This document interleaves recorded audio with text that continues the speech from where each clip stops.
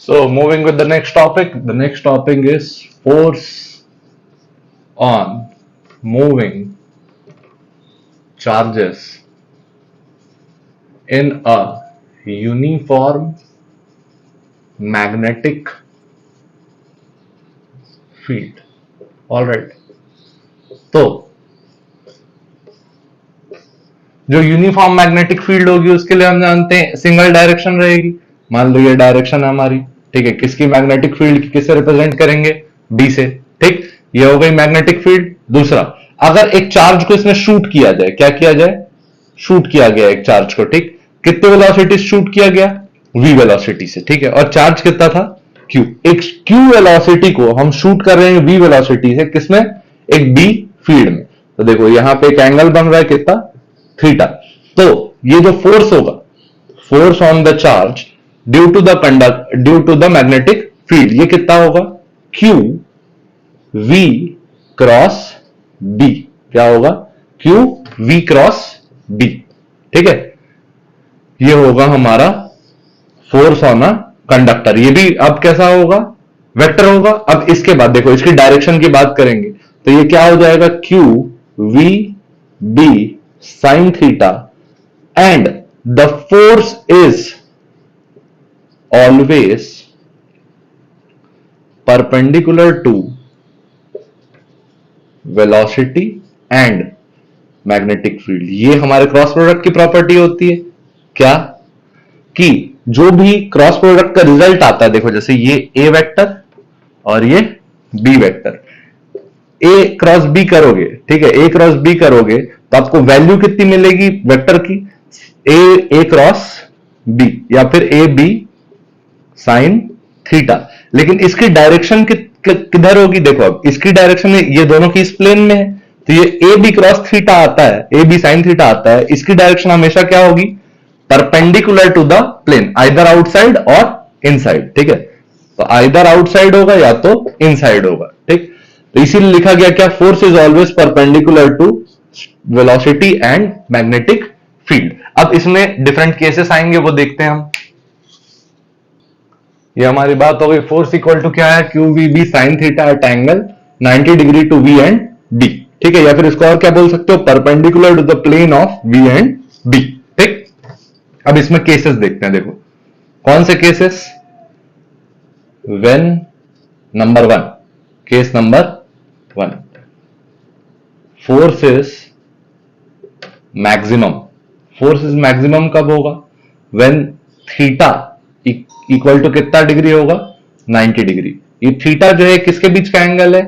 Angle between V and B। V और B के बीच का जब एंगल 90 डिग्री होगा तो हमारे फोर्स की वैल्यू क्या आएगी? Q V B। ये मैक्सिमम वैल्यू है, ठीक है। ये मैक्सिमम वैल्यू होगी किसकी? फोर्स की। और कब होगी? When theta is equal to 90 degree, ठीक। ये हो गया केस नंबर 1। अब इसके बाद आगे के केसेस देखते हैं। देखो कुछ स्पेशल केसेस होते हैं जब फोर्स मैक्सिमम हो और फोर्स जीरो। तो इसके बाद जीरो वाला केस देखते हैं, नेक्स्ट केस। तो हमारा जो केस नंबर 2 है ये क्या रहेगा? When F equal to zero. Force zero कब कब हो जाएगा देखते हैं। फोर्स जीरो कब कब हो जाएगा? अब कंडीशन देखो, या तो नंबर 1 कंडीशन चार्ज जीरो हो जाए, चार्ज का वैल्यू जीरो डाल दोगे तो फोर्स क्या हो जाएगा? Zero. Number 2 condition velocity zero हो जाए, मतलब चार्ज मूव ना करे, ठीक है। चार्ज मूव ना करे इसका ये मैग्नीट्यूड रहेगा ना। जो वेलोसिटी कैसा रहे? जीरो, मतलब स्टेशनरी चार्ज, स्टेशनरी चार्ज। तीसरा केस मैग्नेटिक फील्ड जीरो हो जाए, ठीक है। Case number 4 angle between V and B क्या हो जाए? जीरो। देखो एंगल बिटवीन V और B जब जीरो हो गया तो थीटा का वैल्यू क्या डाल दोगे? जीरो। तो F का वैल्यू क्या आएगा? Q V B sine zero. और साइन जीरो की वैल्यू हम भली भांति जानते हैं क्या होती है? जीरो। तो फोर्स का वैल्यू यहां से क्या आ गया? जीरो, ठीक। तो ये हमारे 4 केस रहेंगे कि फोर्स जीरो कब होगा। आगे का केस देखते हैं। हाँ अब देखो अगला, अगला जो रहेगा वो हमारे पास क्या रहेगा, how to find direction of magnetic field, sorry magnetic force, how to find direction of magnetic force. ठीक, अब मैग्नेटिक फोर्स की अगर हमको डायरेक्शन पता करनी है तो हम यहां दो रूल यूज कर सकते हैं। रूल नंबर 1, और ये सबसे ज्यादा रिकमेंडेड रहेगा, ठीक है, क्या, फ्लेमिंग्स लेफ्ट हैंड रूल। मैं आपको ये रेकमेंड करूंगा कि मैग्नेटिक्स में जब भी आप फोर्स कैलकुलेट कर रहे हैं, ठीक है, मैग्नेटिक्स में जब भी फोर्स कैलकुलेट की जा रही है तो आप क्या यूज करें, फ्लेमिंग्स लेफ्ट हैंड रूल। ठीक है, अभी क्या इमेजिन करेंगे, जो F equal to Q we cross B है, इसमें जो Q है, पहला कंडीशन, ठीक है, Q कैसा है, पॉजिटिव। अगर Q पॉजिटिव है तो हमारे पास डायरेक्शन देखिएगा, ठीक है, डायरेक्शन हमारे पास क्या रहेगी, देखो हाथ ऐसे रखो, ठीक, इसमें 2 उंगलियां फोल्ड कर लो, ठीक, 2 उंगलियां फोल्ड करने के बाद सारी उंगलियों को कितने एंगल पे अरेंज कर लो, 90 डिग्री की। इन दोनों के बीच का एंगल 90 हो, इन दोनों के बीच का भी एंगल क्या हो, 90 डिग्री। ठीक, अब जो हमारा इंडेक्स फिंगर है, जो सबसे पहली उंगली रहती है, इसको हमेशा क्या रिप्रेजेंट करेंगे, मैग्नेटिक फील्ड। जब तक मैग्नेटिक्स पढ़ रहे हैं इसका क्या रिप्रेजेंटेशन रहेगा, मैग्नेटिक फील्ड। ठीक, इसका क्या रिप्रेजेंटेशन रहेगा, या तो मोशन ऑफ चार्ज, या फिर आप मोशन ऑफ चार्ज को क्या बोलते हैं, करंट। मिडिल फिंगर आप क्या हमेशा क्या रिप्रेजेंट करेगी, करंट। ठीक, और आपका जो थंब है, थंब क्या रिप्रेजेंट करेगा, डायरेक्शन ऑफ फोर्स। ठीक है, direction of force. Motion of charge को ही क्या बोलते हैं, करंट। तो इसको याद रखने का एक फनी और छोटा सा तरीका है, क्या है, देखो, फोर्स, फील्ड और करंट, फोर्स, फील्ड, करंट। ठीक, तीनों एंगल कितना रहेगा, 90 डिग्री। ठीक है, तो ये देख लो, ये हमारा, ये हो गया, ये हो गया और ये हो गया। आपको सबसे पहले मैंने क्या बताया, फील्ड, फील्ड को किससे रिप्रेजेंट करोगे, इंडेक्स फिंगर से। ठीक है, और जो आपका मिडिल फिंगर है, मिडिल फिंगर से क्या रिप्रेजेंट करोगे, मोशन ऑफ चार्ज। ठीक है, और आपका जो थंब है वो क्या रिप्रेजेंट करेगा, फोर्स ऑन द चार्ज। कौन रिप्रेजेंट कर रहा है, थंब। मोशन कौन रिप्रेजेंट कर रहा है, मिडिल फिंगर। याद रखने का तरीका याद रखना, force, field, current, force, field, current. ठीक, ये हो गया। इसके बाद फ्लेमिंग्स लेफ्ट हैंड रूल में एक चीज ध्यान रखेंगे कि जो चार्ज है हमेशा कैसा इमेजिन किया गया है, पॉजिटिव। ठीक, तो अगर इसकी जगह नेगेटिव चार्ज हो गया तो जो भी डायरेक्शन ऑफ फोर्स आई है उसको हम क्या कर देंगे, रिवर्स। ये तो ये नोट वाला पॉइंट हो गया, क्या, if charge equal to negative then direction of force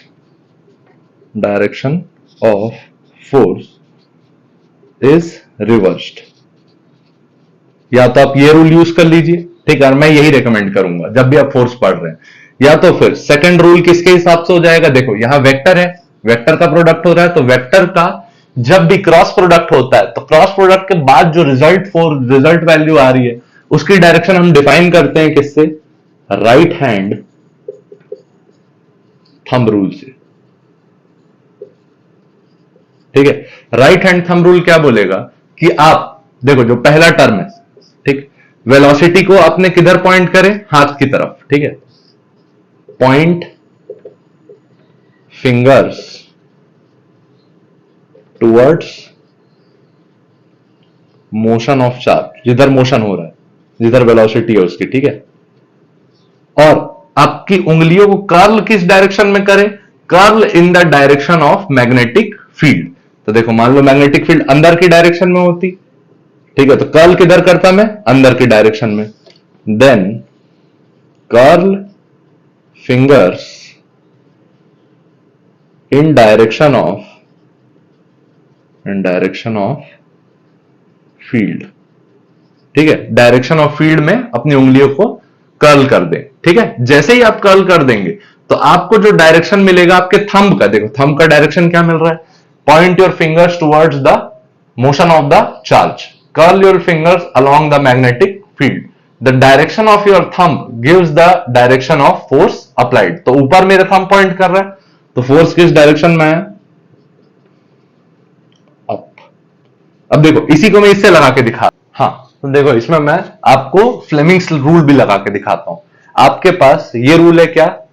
magnetic field, motion of the charge, और थंब क्या बताएगा? फोर्स। ठीक है, तो आप देखो मैग्नेटिक फील्ड किस डायरेक्शन में? इनसाइड। तो मैग्नेटिक फील्ड के लिए फिंगर पॉइंट के किस डायरेक्शन में? इनसाइड।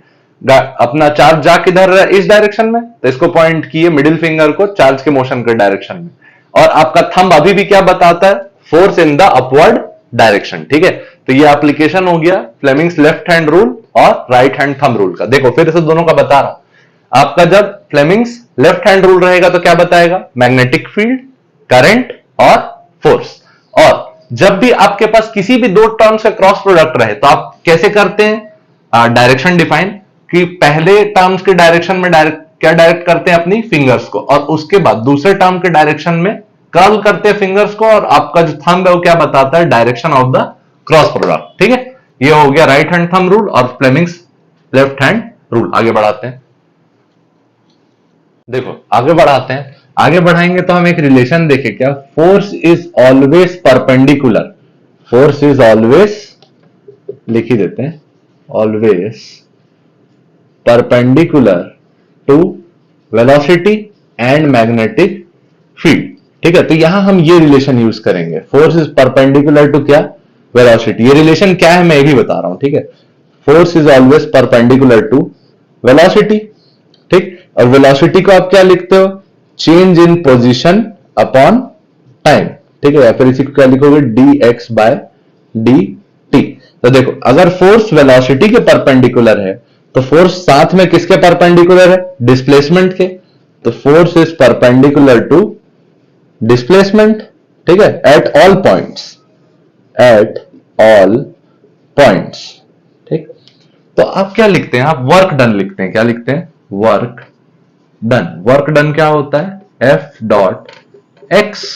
तो अगर दो ऐसे वेक्टर हों जो परपेंडिकुलर हों, उनका डॉट प्रोडक्ट कर दिया जाए तो ये क्या हो जाता था? Work done. Work done equal to क्या मिलेगा आपको? 0। कब? जब F is perpendicular to x। और ये क्यों आता था ये भी याद करो। ये क्या हो जाएगा? F x cos theta. और थीटा का वैल्यू आप जैसे ही 90 डालेंगे तो ये क्या हो जाएगा? F x cos 90। और cos 90 की वैल्यू क्या होती है? 0। ठीक है, तो वर्क डन का क्या आएगा? 0। तो ये नोट करके रखिएगा क्या, कि work done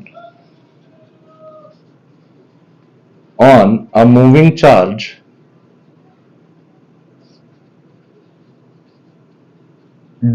due to magnetic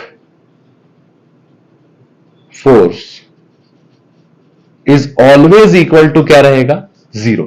work done on a moving charge due to magnetic force is always equal to 0। ठीक है, ये एक रिलेशन हो गया। अब हम क्वेश्चंस देखते हैं इस टॉपिक पे। हाँ देखो ये क्वेश्चन लिखा हुआ है हमारे पास, a charged particle of specific charge. अब देखो क्वेश्चन से ही हम कुछ नई चीजें और सीखेंगे, जैसे कि स्पेसिफिक चार्ज। ये क्या होता है? Specific charge. स्पेसिफिक चार्ज होता है charge per unit mass. Charge को अगर मास से डिवाइड किया जाए तो क्या बनता है हमारे पास? Specific charge. ठीक, और ये हमारे पास क्वेश्चन में कितना दिया है? 0.2 coulomb per KG. 0.2 coulomb per KG. देखो अपॉन में 1 है। ठीक, तो स्पेसिफिक चार्ज ये हो गया हमारे पास। हैज वेलोसिटी, वेलोसिटी दी है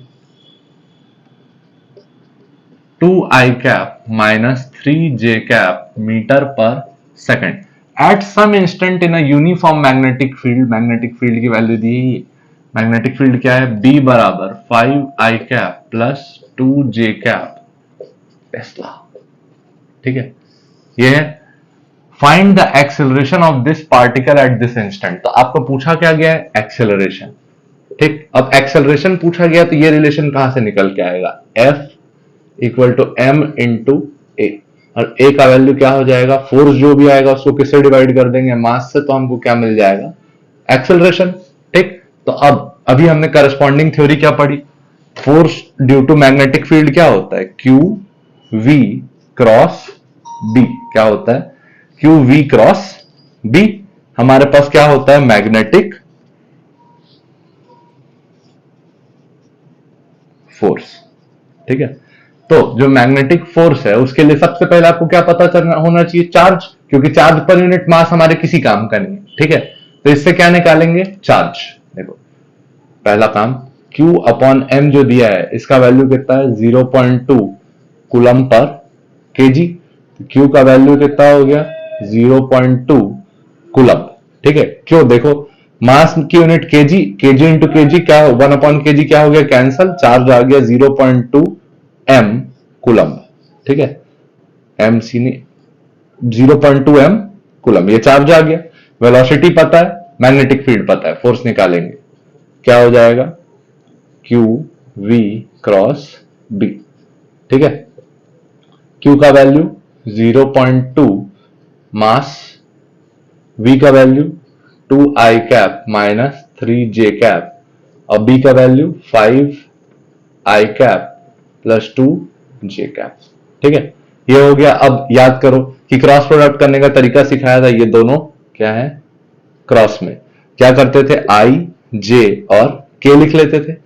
अब देखो यहां मल्टीप्लाई होगा, पहले आई क्रॉस आई, आई क्रॉस आई तो 0 हो जाएगा, तो ये हो गया 0, 0.2 एम, एक एक करके टर्म्स लिखते जाते हैं। ठीक है, आई क्रॉस आई क्या, 0, तो 2 आई कैप क्रॉस 5 आई कैप, ये टर्म क्या हो गया, 0। उसके बाद 2 आई cap cross 2 j cap plus 2 आई कैप क्रॉस 2 जे कैप, यहां वैल्यू मिलेगी, देखो आई डॉट आई क्रॉस जे क्या मिलेगा, के। ठीक, उसके बाद minus 3i 5 3j 5i minus 3j cross 5i, यहां भी वैल्यू मिलेगी, अलग अलग है।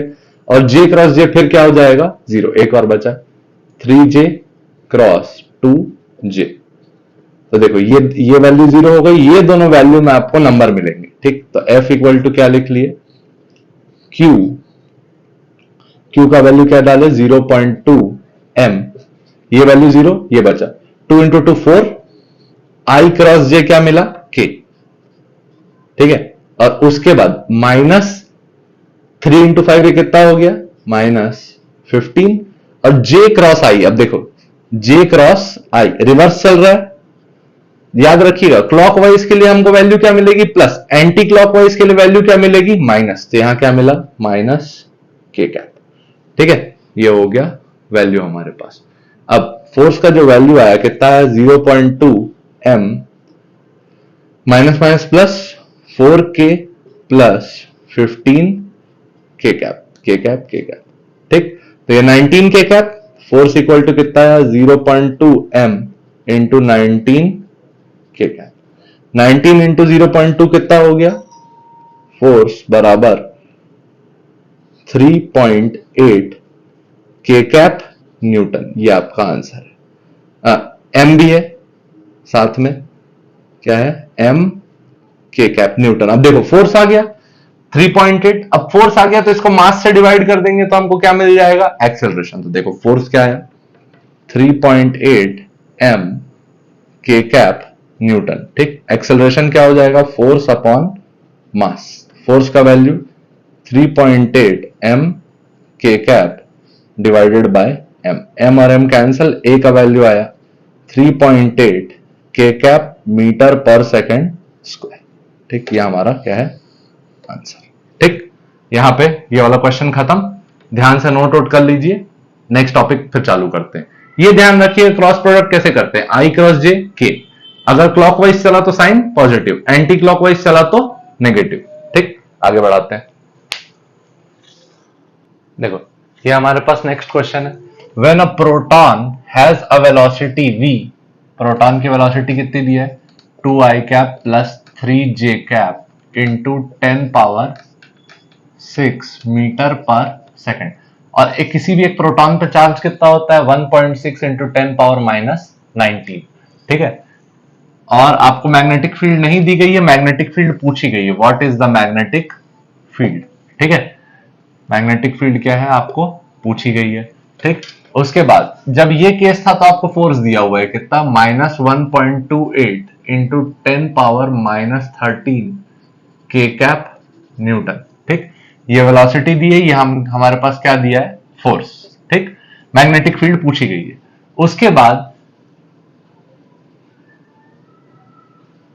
experiences force, see this, when velocity is along the x axis। कब, जब वेलोसिटी किस डायरेक्शन में हो, x एक्सिस।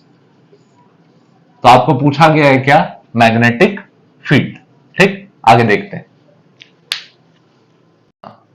देखो ये हमारे पास क्वेश्चन है, when a proton has a velocity, ये वेलोसिटी दी है 2i cap plus 3j cap into 10⁻6 metre पर सेकेंड। ठीक, it experiences a force F equal to -1.28 into 10⁻−13 Newton, ये फोर्स लग रहा है। ठीक, case number 2, when the velocity is along z axis। अब देखो z axis के लिए वेक्टर क्या लिखते हो, k cap. it experiences force along the x axis। Force कौन से एक्सिस में लग रहा है, x एक्सिस में लग रहा है। ठीक है, अब अगर फोर्स x एक्सिस में लग रहा है, फोर्स कौन से एक्सिस में लग रहा है, x एक्सिस में लग रहा है, इसका मतलब वेलोसिटी और मैग्नेटिक फील्ड दोनों की ये क्या रहा होगा, परपेंडिकुलर, ऐसे। तो देखो अगर ये x में है और वेलोसिटी किस में है, z में है, वेलोसिटी किस में है, z में, तो वेलोसिटी कौन सा एक्सिस, ये z एक्सिस हो गया। तो अपने आप हमारा जो मैग्नेटिक फील्ड मिला ये हो गया वेलोसिटी। तो मैग्नेटिक फील्ड अपने आप कौन से एक्सिस में चला गया, y एक्सिस में चला गया। अब y एक्सिस में चला गया, ये प्रॉपर्टी कौन सी लग रही है कि the force, magnetic force is always perpendicular to velocity of the charge particles and magnetic field. तो ये मैग्नेटिक फील्ड अपने आप कौन से एक्सिस में चला गया, y एक्सिस में। ठीक, अब y एक्सिस में चला गया तो इसका एक मैग्नीट्यूड मैं अज्यूम कर लूंगा, क्या, कुछ ले लेते हैं क्या, y j कैप। ठीक, ये मैग्नेटिक फील्ड हमने अज्यूम कर ली, क्या, y j कैप। ये बात पक्की रहेगी कि सिर्फ y एक्सिस में मैग्नेटिक फील्ड रहेगी, क्यों, क्योंकि वेलोसिटी जब z में है और फोर्स सिर्फ x में है, तो मैग्नेटिक फील्ड को अपने आप किस में होना पड़ेगा, y एक्सिस में, ताकि तीनों के बीच में एंगल कितना रह सके, 90 डिग्री। ठीक, अब ये हो गई बात मैग्नेटिक फील्ड अजम्पशन की। अब इसको यूज करके हम उसका मैग्नीट्यूड निकालेंगे, डायरेक्शन निकल गई। ठीक, अब देखो मैग्नीट्यूड निकालने के लिए क्या लिखोगे, F equal to Q V1 cross B, force 1 equal to Q V1 cross B। Force 1 की वैल्यू कितनी है, -1.28 इंटू 10⁻−13। चार्ज की वैल्यू कितनी है, 1.6 इंटू 10⁻−19। ठीक है, V की वैल्यू कितनी है, 2i cap plus 3j cap into 10⁻6। ठीक है, और जो हमारा ये मल्टीप्लाई है और ये हमारा क्रॉस प्रोडक्ट है। क्रॉस मैग्नेटिक फील्ड हमको नहीं पता और मैग्नेटिक फील्ड अभी भी अज्यूम की है। ठीक, लेकिन उसकी वैल्यू एक स्टेप बाद डालूंगा, तो इससे पहले जो बेसिक कैलकुलेशन है वो कर लेते हैं। तो -1.28 इंटू 10⁻−13 इक्वल टू, देखो कौन कौन सी चीजें मल्टीप्लाई होती दिख रही है, ये 1.6 नहीं मल्टीप्लाई हो रहा है किसी से, इंटू 10⁻−19 इंटू 10⁻6, ये हो जाएगा -19 प्लस 6। ठीक, उसके बाद ये अपना ये लिख लेते हैं 2i cap plus 3j cap cross b। ठीक है, ये वेक्टर हो गया और ये मैग्नेटिक फील्ड हो गई। अब देखो यहां -19 प्लस 6 क्या आ गया, -13, और इधर भी क्या है, -13। तो ये और ये हमारा दोनों क्या हो जाएंगे, कैंसल। ठीक है, अब इसके बाद बचा क्या, उसको लिखते हैं। देखो ये 1.6 और 1.28 ये इधर चले जाएगा, -1.28 अपॉन 1.6 इक्वल टू, यहां आ गया 2i cap plus 3j cap cross magnetic field की वैल्यू y j कैप। ठीक है, ये y j कैप। अब हम क्या करेंगे, इसमें क्रॉस प्रोडक्ट कर लेते हैं। देखो क्रॉस प्रोडक्ट करते हो तो i j और k, i क्रॉस j क्या मिलेगा आपको, k। आई क्रॉस जे क्या मिलेगा, के। ठीक, लिख लेते हैं। तो 2y आई क्रॉस जे, ठीक, और 3y जे क्रॉस जे 0 हो जाएगा, फिर भी लिख लेते हैं 3y जे कैप क्रॉस जे कैप, ये वैल्यू क्या दे देगा, 0। पैरेलल वेक्टर्स का क्रॉस प्रोडक्ट क्या होता है, 0। आई क्रॉस जे हमको वैल्यू क्या मिली, के कैप। ठीक, तो 2y के कैप, और इधर भी साइन क्या चल रहा था, के कैप। फोर्स किस डायरेक्शन में, के कैप में, तो यहां भी लगा देते हैं। तो माइनस 1.28 1.6 के कैप, तो 2y equal to minus 1.28 divided by 1.6, कौन से डायरेक्शन में, के कैप। अब देखो ये भी के कैप, ये भी के कैप, तो इनके साथ वाली वैल्यूज भी बराबर हो जाएंगी। तो minus 1.28 divided by 1.6 into 2 equal to क्या आ गया, y। 2y के बराबर था, तो 2 को मैंने कहां भेज दिया, नीचे। ठीक, एक स्टेप के लिए और जगह बची है, तो इसको मैं रब कर रहा हूं। ठीक है, यहां से हमारे पास सॉल्व होकर वैल्यू क्या आ गई, minus 1.28 divided by 3.2 equal to y। ठीक, अब इसको अगर आप डिवाइड करोगे तो आपको वैल्यू मिलेगी 1 और ये 0.4। 32 4 जा 128, 34 जा 120, 2 4 जा 8। ठीक, यहां से y का वैल्यू कितना आया, माइनस 0.4। ठीक, ये वैल्यू आ गई। अब इसको उठा किस में डाल देते हैं, मैग्नेटिक फील्ड में, तो b का वैल्यू कितना आ गया, माइनस 0.4 जे कैप टेस्ला। ये आपके पास क्या हो गया, आंसर। यही आपको पूछा गया था, फाइंड द मैग्नेटिक फील्ड। ठीक, अगले क्वेश्चन में मूव ऑन करते हैं। ये रहा हमारा अगला question. A charged particle is projected in a magnetic field B equal to 3i cap plus 4j cap into 10 to the power minus 2। ठीक है, ये मैग्नेटिक फील्ड लिख लेते हैं। B इक्वल टू क्या है, 3i cap plus 4j cap into 10 power minus 2 tesla. ठीक, the acceleration of the particle is xi cap plus 2j cap metre पर सेकेंड। ठीक है, find the value of x।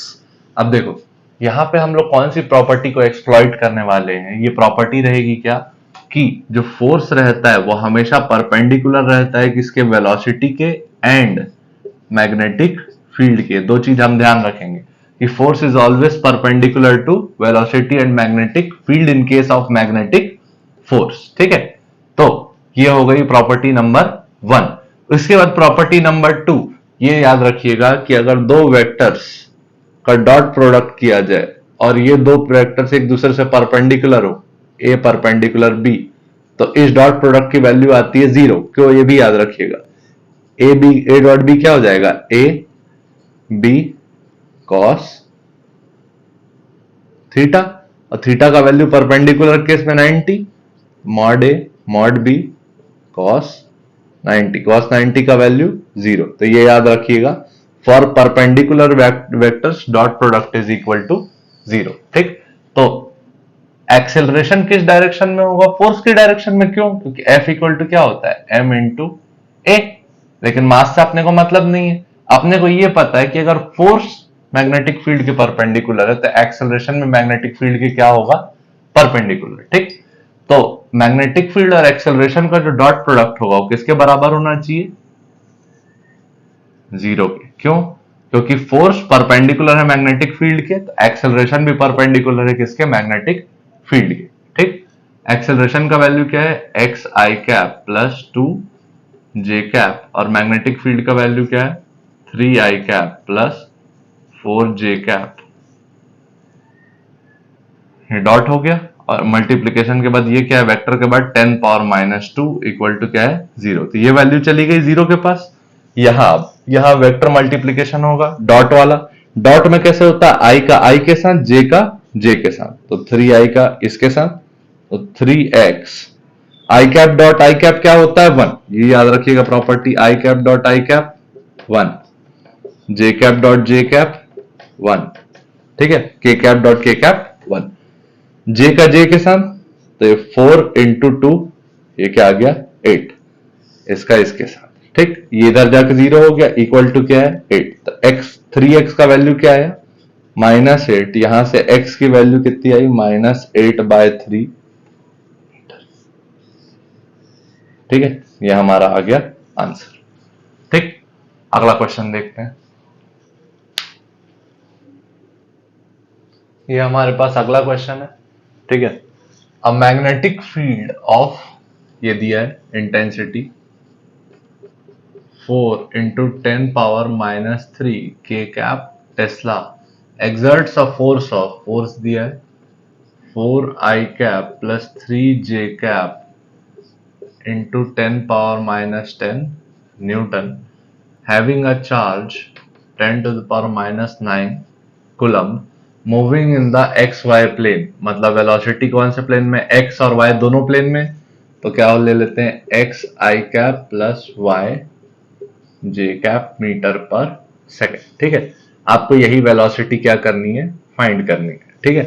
तो देखो चारों चीजें रिलेशन लगा देते हैं सीधे सीधे, फोर्स बराबर क्या होगा क्यू वी क्रॉस बी, ठीक है, डालते हैं क्यू का वैल्यू, फोर्स का वैल्यू डाल दो सबसे पहले 4i cap plus 3j cap into 10⁻10 equal to q का वैल्यू 10⁻9, v का वैल्यू ये रहा, इसको रब करके उधर लिख दे रहा, हाँ देखो ये v का वैल्यू डाल देते हैं हम, क्या है एक्स आई कैप प्लस वाई जे कैप क्रॉस b का वैल्यू क्या है 4 इंटू 10⁻³ के कैप, ठीक है, ये डाल दिए। अब देखो जितने भी पावर है सबको एक साथ कर लो, सबसे पहले 4i cap plus 3j cap into 10⁻10 equal to 10⁻9 और -3, ये साथ में हो गए, इंटू ये 4 को भी सामने ले आते हैं, बचा क्या एक्स आई कैप प्लस वाई जे कैप क्रॉस के कैप, ठीक।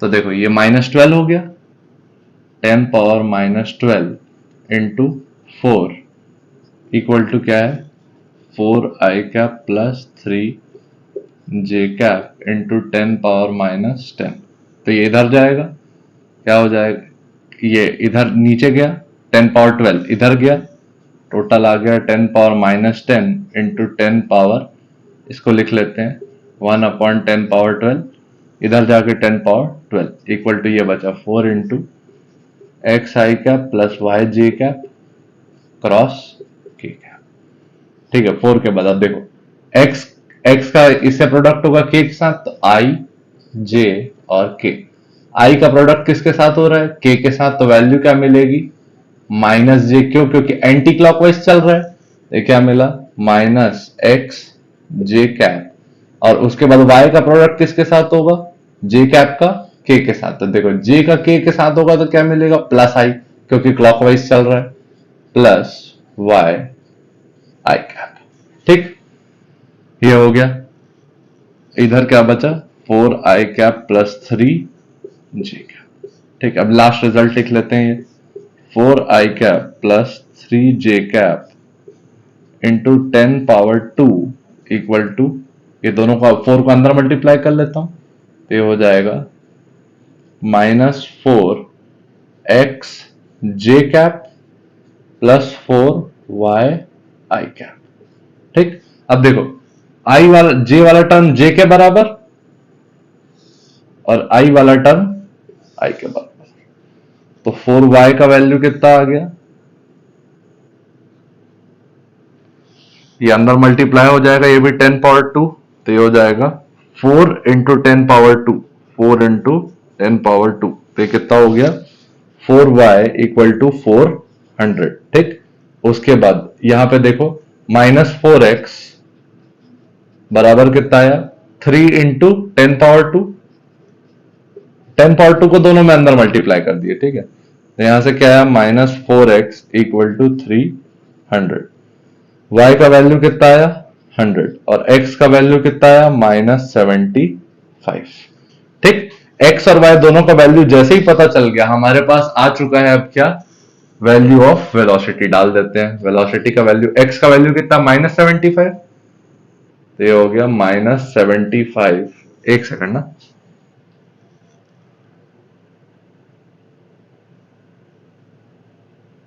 हमने सही किया सब ठीक। -75 आई कैप प्लस y का वैल्यू 100 j कैप मीटर पर सेकंड। ठीक, ये हो गया हमारा आंसर। अगला देखते हैं, टॉपिक चेंज करते हैं। ठीक, देखो नेक्स्ट जो हमारा टाइप क्या रहेगा, motion of a charge particle in a uniform magnetic field. ठीक, ये बी मैग्नेटिक फील्ड है, इसमें एक क्यू चार्ज एंटर किया है कितने वेलोसिटी से, वी वेलोसिटी से। ठीक है, तो मोशन का प्रकार जज करने के लिए हम लोग को क्या करना पड़ेगा, फोर्स निकालना पड़ेगा। और फोर्स अभी अभी देखा, मैग्नेटिक फोर्स क्या होता है, क्यू वी क्रॉस डी होता है। ठीक है, अब ये क्या है, मैग्नेटिक फोर्स। ठीक है, और जो थीटा है ये क्या है, angle between velocity and magnetic field. ठीक है, तो इसको आगे सॉल्व करोगे तो वैल्यू क्या देगा, Q mod b sine theta. ठीक है, ये वैल्यू आ गई। अब इसमें केस बनाए थे, केस नंबर 1 क्या था, अगर थीटा 0 हो जाए, 0 डिग्री, यानी एंगल, जिस एंगल पे चार्ज एंटर किया वो मैग्नेटिक फील्ड के डायरेक्शन हो जाए, इस केस में क्या है, V पैरेलल टू B, मतलब जो वेलोसिटी है वो पैरेलल है किसके, मैग्नेटिक फील्ड के। तो फोर्स मैग्नेटिक का वैल्यू क्या आएगा, Q V B sine 0। Magnetic force का वैल्यू क्या आ गया, 0 न्यूटन। ठीक है, अगर हमारे पास जो एंगल रहा वो क्या रहा, 0 डिग्री, तब उस केस में मोशन कैसा होगा, देखो क्योंकि कोई फोर्स नहीं अप्लाई हो रहा है तो कोई एक्सेलरेशन नहीं लग रहा है। अगर कोई एक्सेलरेशन नहीं लग रहा है तो कोई भी डायरेक्शन चेंज नहीं हो रही है, तो यहां क्या होगा, path of the particle is a straight line. Particle का पाथ कैसा होगा, एक स्ट्रेट लाइन होगा। ठीक है, ये हो गया केस नंबर 1। इसके बाद देखते हैं केस नंबर 2, जब थीटा कितना एंगल हो जाएगा, 90 डिग्री। ये केस को यहां क्लोज करते हैं। ठीक है, केस नंबर 2, और ये हमारा मेजर केस है। ठीक है, ये हमारा क्या है, मेजर केस, जब थीटा इक्वल टू कितना डिग्री हो जाए, 90 डिग्री।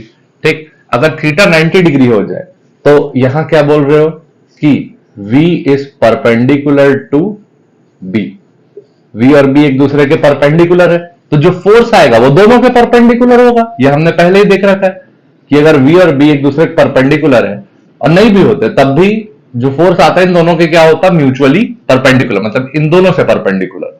तो फोर्स का वैल्यू आएगा कितना, Q V B साइन 90, और इसका वैल्यू कितना हो गया, Q V B, मतलब maximum value of magnetic force. ठीक है, और यहां पे ध्यान देना, ये जो फोर्स है ये किसके परपेंडिकुलर है, force magnetic is perpendicular to velocity. इससे क्या एक रिजल्ट निकाल सकते हैं कि जो एक्सेलरेशन है, acceleration magnetic is perpendicular to velocity. ठीक, और ये जो रिलेशन आया कि वेलोसिटी के परपेंडिकुलर है acceleration at all points inside magnetic field, अगर मैग्नेटिक फील्ड के अंदर सारे पॉइंट पे A और B परपेंडिकुलर है तो उस केस में, एक मार्कर चेंज कर लेते हैं, path of the particle is a circle. ठीक है, कैसा मोशन होगा, सर्कुलर मोशन। ठीक है, ये देखो, अगर कोई पार्टिकल v वेलोसिटी से घूम रहा है और लगातार जो एक्सेलरेशन है उसके परपेंडिकुलर है मैग्नेटिक एक्सेलरेशन, तो इन दोनों के बीच का एंगल कितना बना हुआ है 90 डिग्री। तो ये चीज ध्यान रखिएगा, जब भी कंटिन्यूअसली किसी वेलोसिटी का एंगल एक्सेलरेशन के परपेंडिकुलर है, इसका मतलब क्या होता है कि जो पार्टिकल है वो कैसा मोशन परफॉर्म करेगा, सर्कुलर मोशन। ठीक है, और देखो इसकी वेलोसिटी में कोई चेंज आएगा क्या इसके कारण? हाँ, डायरेक्शन में चेंज आएगा, लेकिन कोई स्पीड में चेंज आएगा क्या? नहीं। तो यहां एक चीज और ध्यान रखेंगे, there is no change in speed of the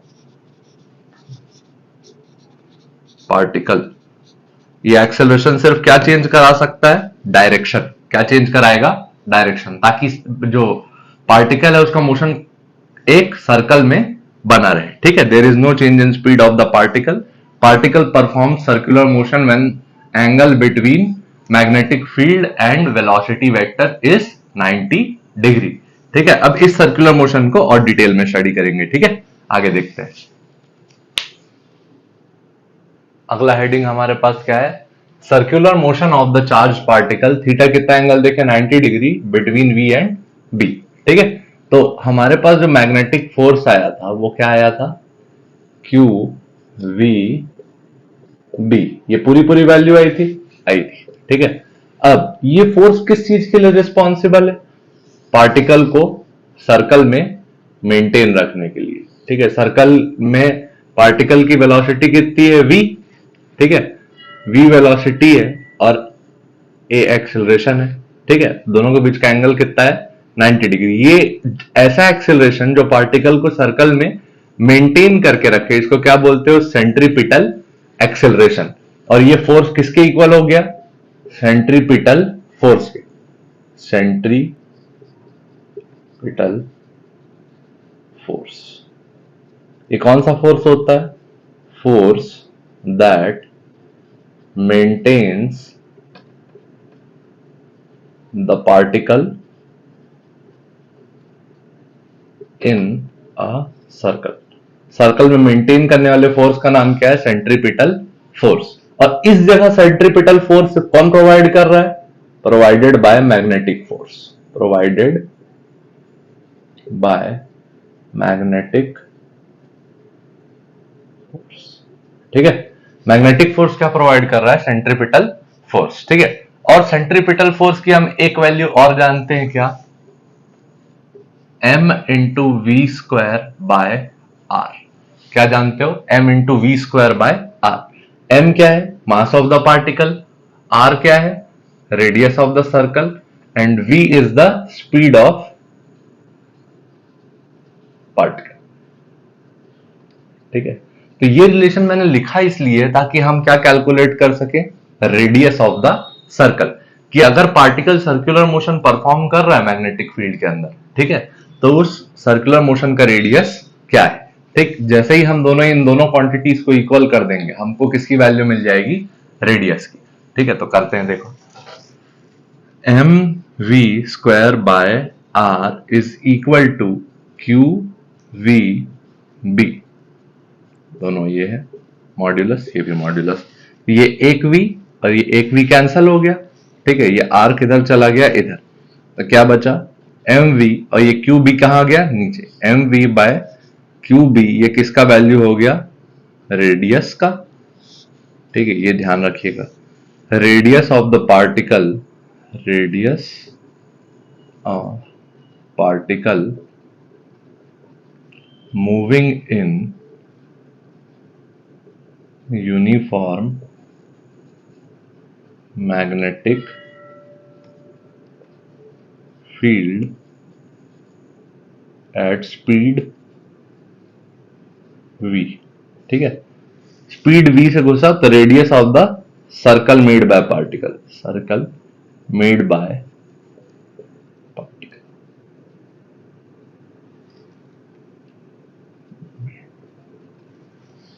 ठीक, M we by Q B. एक सेकंड, एक्सक्यूज मी। ठीक, आगे बढ़ाते हैं। ये देखो, अब ये जो ऊपर एम वी बना, ये क्या है? मोमेंटम। तो momentum upon q b. P for momentum, ये भी फॉर्मूला यूज कर सकते हो, मोमेंटम अपॉन क्यू बी। अब देखो मोमेंटम और काइनेटिक एनर्जी के बीच एक रिलेशन पता था, momentum equal to 2 times root over 2 k m, k for क्या है, kinetic energy.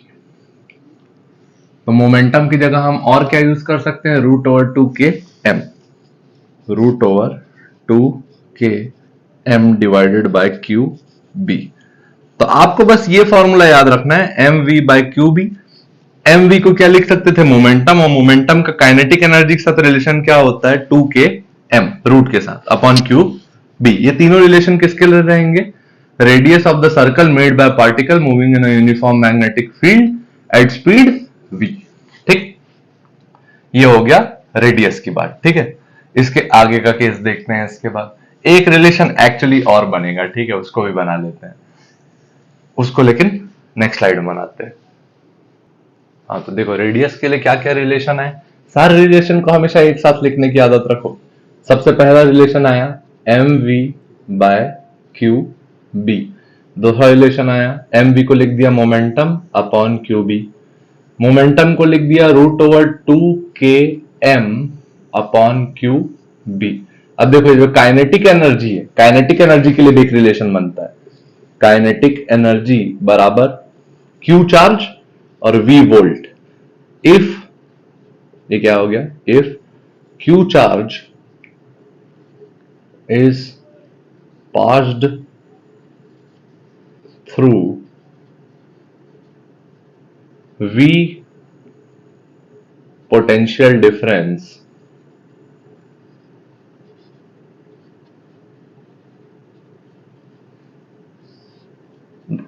the kinetic energy generated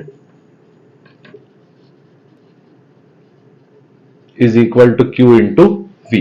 If q charge is passed through v potential difference, kinetic energy is equal to q into v। एक ये relation और आ गया, तो यहां के ई की जगह ये भी डाल सकते थे, क्या, q into v। ठीक, तो इसको रिलेशन करके याद रखना, रेडियस के लिए ये तीन रिलेशन। ठीक है, काइनेटिक एनर्जी का रिलेशन क्या बन जाएगा, Q इंटू वी। ये हमारे सारे सारे फॉर्मूले हो गए। सबसे पहले क्या कैलकुलेट किया, रेडियस। ठीक है, अब रेडियस के बाद अगला चीज, अगर पार्टिकल सर्कुलर मोशन कर रहा है, क्या कर रहा है, सर्कुलर मोशन कर रहा है, तो बार बार उसी पाथ में मोशन करेगा। अगर उसी पाथ में मोशन कर रहा है तो ये कैसा हो गया, पीरियोडिक मोशन हो गया।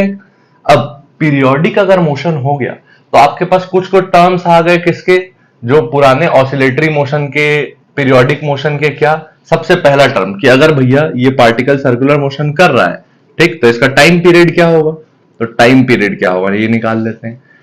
टाइम पीरियड आप क्या लिखते हो, डिस्टेंस ट्रेवल्ड। अब देखो यूनिफॉर्म स्पीड है पार्टिकल की, जो स्पीड है वो चेंज नहीं हो रही, जो v है, v कैसा है, यूनिफॉर्म, मतलब चेंज नहीं हो रहा है।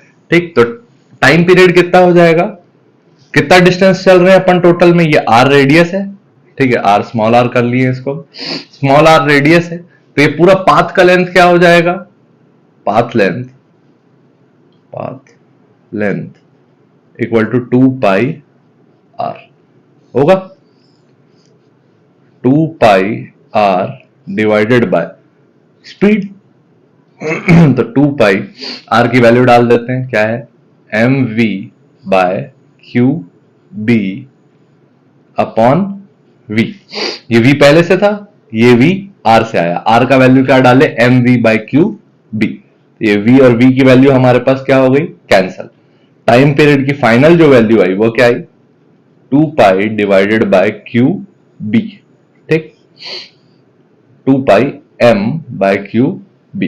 ठीक है, तो देखो यहां पे एक आपको ऑब्जर्वेशन दिख रहा होगा कि time period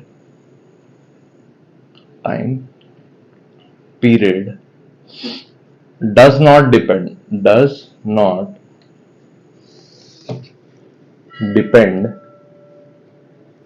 on speed of the particle। देखो यहां है ही नहीं, स्पीड कैंसल हो गई। बट डिपेंड्स ऑन, अब यहां पे देखना, इसको रीअरेंज करके लिख रहा हूं, एम को सामने लिख रहा हूं, ठीक है, एम को सामने लिख लिए, तो ये m by q, m by q थोड़ी देर पहले एक क्वेश्चन में मैंने पढ़ाया था आपको, ये क्या होता है, specific, 1 upon specific charge, 1 upon specific charge. तो कहीं ना कहीं जो रेडियस है वो किस पर डिपेंड कर रहा है, depends on the particle, time period does not depend on speed of the particle but depends on specific charge inversely, and b भी है, बी पे magnetic field, magnetic field, magnetic field, ठीक है। दोनों पे डिपेंडेंस कैसा है, इनवर्स डिपेंडेंट है, ठीक है। तो इसके लिए नोट करके एक पॉइंट हो जाएगा, note, time period inversely depends on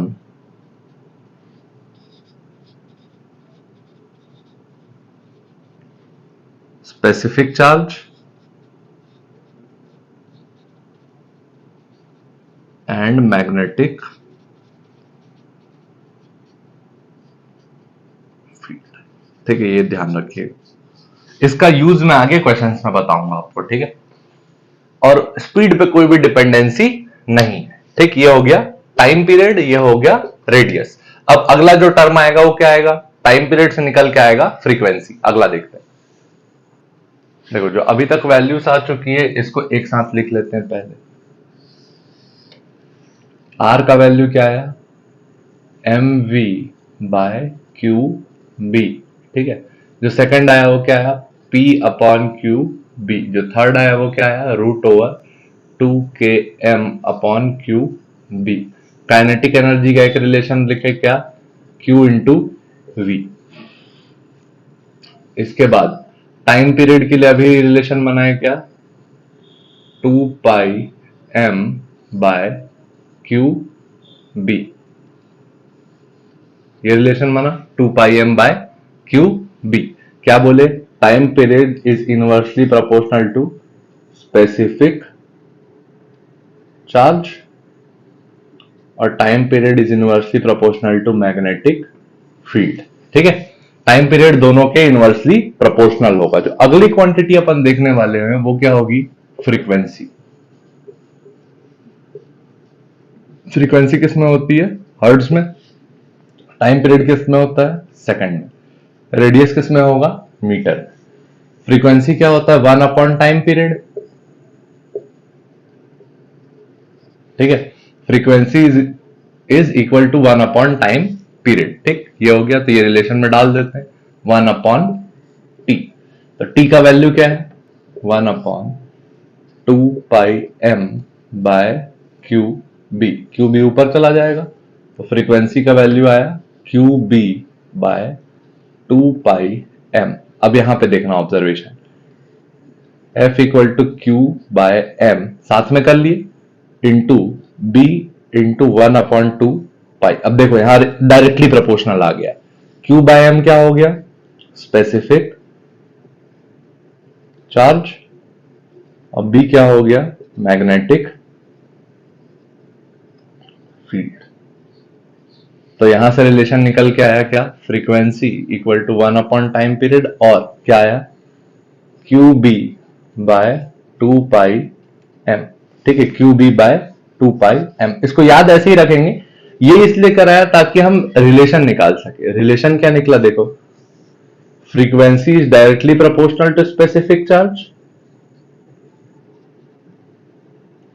and frequency is directly proportional to magnetic,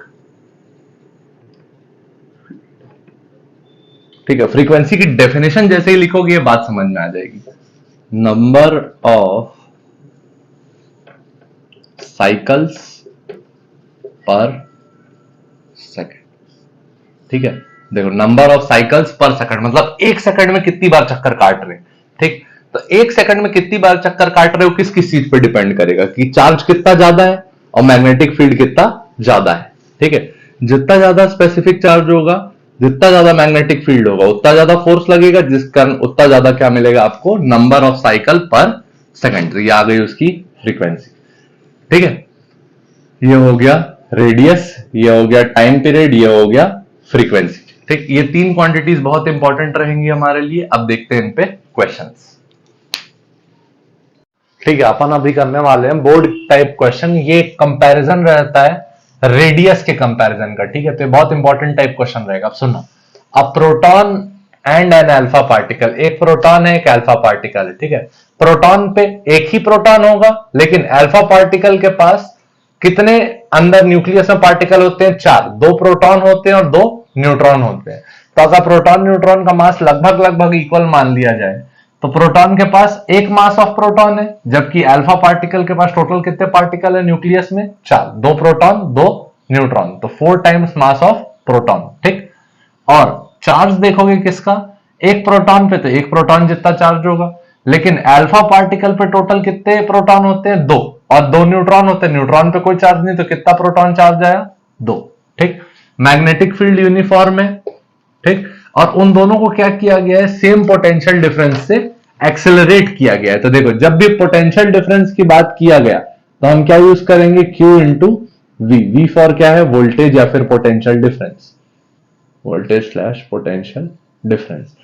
तो kinetic energy of alpha particle क्या निकल के आएगा, और काइनेटिक एनर्जी ऑफ प्रोटॉन क्या निकल के आएगा? दोनों कैलकुलेट करते हैं। क्या लिखोगे? Q अल्फा V, और यहां क्या लिखोगे? Q P V। Q alpha कितना है? 2 times proton charge into potential difference, ये आ गया K अल्फा। और K मतलब काइनेटिक एनर्जी ऑफ प्रोटॉन कितना आएगा? Proton times voltage. ठीक, ये हो गया काइनेटिक एनर्जी दोनों का। अब देखो, काइनेटिक एनर्जी से जब रिलेशन आएगा, तो रेडियस किससे रिलेट होता है? √2km/cube। ठीक है, तो उसको डाल देते हैं। Radius proton is to radius alpha, क्या हो जाएगा? √2k p, किसके लिए? प्रोटॉन का kinetic energy into m divided by q of proton, b of proton divided by √2k alpha. इस बार मास कितना है? देखो, यहां पे मास m था, यहां पे मास कितना हो जाएगा? 4 times m divided by q alpha b। ठीक है, अब यहां जो जो चीजें कैंसिल हो रही है कैंसिल कर लेंगे। देखो, ये b और b कैंसिल हो गया। अब कौन सा format? a by b by c by d। d कहां जाएगा? a के पास, और c कहां जाएगा? b के पास। ठीक, तो इसको मूव कर लेते हैं। क्या बनेगा? देखो, ये कहां मूव किया? टॉप पे। तो √2kpm into q alpha divided by √2k alpha into 4m into q proton. ठीक, अब देखो यहां क्या क्या चीजें कैंसिल हो जाएंगी? 2 और 2 कैंसिल, m और m कैंसिल, बचा क्या? रेडियस के रेशियो में radius of proton upon radius of alpha particle equal to √kp into q alpha divided by √4 times k alpha into q proton. ठीक, अब इसको एक फर्दर स्टेप में सॉल्व करेंगे और हमारे पास आंसर रेडी होगा। ठीक है, तो इसको सॉल्व करने की जगह तो नहीं है अभी, तो मैं फॉर्मूला इरेज कर दे रहा। ठीक है, आई होप लिख चुके होगे अभी तक। हटा रहा हूं ना, ये इसके आगे का पार्ट यहां बढ़ाया गया। R p upon r alpha equal to √k p by 4k alpha into दोनों के बाहर q alpha by q p। यहां से वैल्यू क्या है? देखो, ये क्या है? 2 प्रोटॉन v, तो √2 times charge on proton into v divided by 4 times. अच्छा, ये अल्फा के लिए था, एक सेकंड ना। प्रोटॉन के लिए हो गया प्रोटॉन इंटू वी, और इसके लिए हो गया 2 times proton into v, alpha के लिए। Into charge on alpha particle कितना है 2 टाइम्स प्रोटॉन, और चार्ज ऑन प्रोटॉन कितना है 1 टाइम्स प्रोटॉन। तो प्रोटॉन और प्रोटॉन कैंसिल, ये प्रोटॉन और ये प्रोटॉन भी कैंसिल, ये और V और ये भी कैंसिल। रूट के अंदर क्या बचा 1/8 और बाहर क्या बचा 8/2। तो Rp by R alpha equal to क्या आया, ये हो गया 1/2√2 इंटू 2, ये 2 और 2 कैंसिल। आपके पास जो रिजल्ट आया वो क्या है Rp by R alpha equal to 1/√2। ये आपका आंसर है। Comparison of radius formed by proton upon radius formed by alpha particle 1/√2। ठीक है, बस डिवाइड करना था, ये कुछ रिलेशन है, ये याद रखिएगा। प्रोटॉन पे एक ही प्रोटॉन है, लेकिन अल्फा पार्टिकल किसको बोलते हैं हीलियम के न्यूक्लियस, जिसपे 2 प्रोटॉन होते हैं और 2 न्यूट्रॉन होते हैं। तो चार्ज कितना आया 2 प्रोटॉन का और मास कितना आया 4 पार्टिकल्स का। ठीक, ये हो गया क्वेश्चन। अब अगली थ्योरी पे मूव करेंगे। अच्छा, इसका आंसर को साफ सुथरा लिख लेते हैं, दिख नहीं रहा है। Rp बाय R अल्फा का वैल्यू देखो यहां डिवाइड होके 1 इसको साफ कर दे रहा है। ठीक है, एक सेकंड, इसको इधर आप बढ़ा दे रहा है। Rp upon R alpha equal to 1/√8 into 2, तो ये क्या हो गया 1/2√2 इंटू 2, तो 2 और 2 कैंसिल। Rp R अल्फा का वैल्यू क्या आ गया 1/√2। ठीक है, ये साफ सुथरा हो गया, ये क्या है हमारा आंसर। ठीक, अगला करते हैं। ठीक, आगे बढ़ाते हैं। देखो अब इसके बाद जो 2 केस हमारे बन चुके हैं, उससे अगर अदर केस हो जाए, जैसे थीटा इक्वल टू 0 डिग्री पे देखे मैग्नेटिक फोर्स क्या होगा 0, और थीटा इक्वल टू 90 डिग्री पे मैग्नेटिक फोर्स क्या होगा QVB, यानी मैक्सिमम वैल्यू। लेकिन अगर इसके बीच की वैल्यू आ जाए, जैसे ये मैग्नेटिक फील्ड है, इससे किसी एंगल पे चार्ज घुसे QV, तब क्या होगा देखो, तब ये जो थीटा है इसके कारण इस वेलोसिटी के कितने कंपोनेंट हो जाएंगे 2। चार्ज का तो कंपोनेंट होगा नहीं, वो पार्टिकल की प्रॉपर्टी है। इस वेलोसिटी के कंपोनेंट हो जाएंगे 2। कितने कंपोनेंट होंगे 2। देखो कैसे, जिधर थीटा उधर क्या मिलेगा V का cos थीटा, और जिधर थीटा नहीं उधर क्या मिलेगा V का sin थीटा। तो देखो एक जो वेलोसिटी है पार्टिकल की वो किससे पैरेलल है मैग्नेटिक फील्ड के। ठीक है, और एक जो वेलोसिटी है वो क्या है परपेंडिकुलर है मैग्नेटिक फील्ड के। देखो इधर V sin थीटा है और इधर B है। ठीक, तो अपने पास यहां दोनों केस बन जा रहा है। तो जिस केस में V पैरेलल है, V is parallel to B, V parallel to B, इस केस में फोर्स क्या रहेगा 0 और पार्टिकल किधर जाएगा इसके कारण आगे। ठीक है, और जबकि जो मैग्नेटिक फोर्स है जो 90 डिग्री पे लग रहा है, इसके कारण वैल्यू क्या आएगी QVB। ठीक है, और ये पार्टिकल को क्या कराएगा रोटेट कराएगा और एक सर्कुलर मोशन में डालेगा। तो देखो यहां पे दोनों हो रहा है, पार्टिकल आगे भी जा रहा है और 90 डिग्री के कारण सर्कुलर मोशन भी काट रहा है। तो ये पार्टिकल का मोशन कुछ ऐसा होगा। देखो मान लो ये एक वेलोसिटी के कारण आगे जा रहा है और एक वेलोसिटी के कारण क्या बना रहा है सर्कल्स। तो इस तरह के मोशन को क्या बोलते हैं, जिसमें आगे भी जाए और सर्कल भी बने, इसको बोलते हैं हेलिकल मोशन। और ये होता कब है when particle is moving at an angle other than 90 degree. ठीक है, अब इसमें आगे ले जाने के लिए कौन सी वेलोसिटी रिस्पॉन्सिबल है V cos थीटा, और घुमाने के लिए कौन सी वेलोसिटी रिस्पॉन्सिबल है V का sin theta, theta being the angle between V and horizontal. ठीक, तो अब इसमें इस हेलिकल पाथ में टोटल हमारे पास क्या क्या चीजें पता लगानी होंगी। जैसे सर्कुलर पाथ में देखें यहां भी एक सर्कल बन रहा है, तो रेडियस सबसे पहले क्या निकालना होगा रेडियस, इसको छोटा कर देते हैं, रेडियस क्या आएगा। दूसरा देखे टाइम पीरियड क्या आएगा। तीसरा जो देखे वो क्या आएगा फ्रीक्वेंसी क्या आएगा।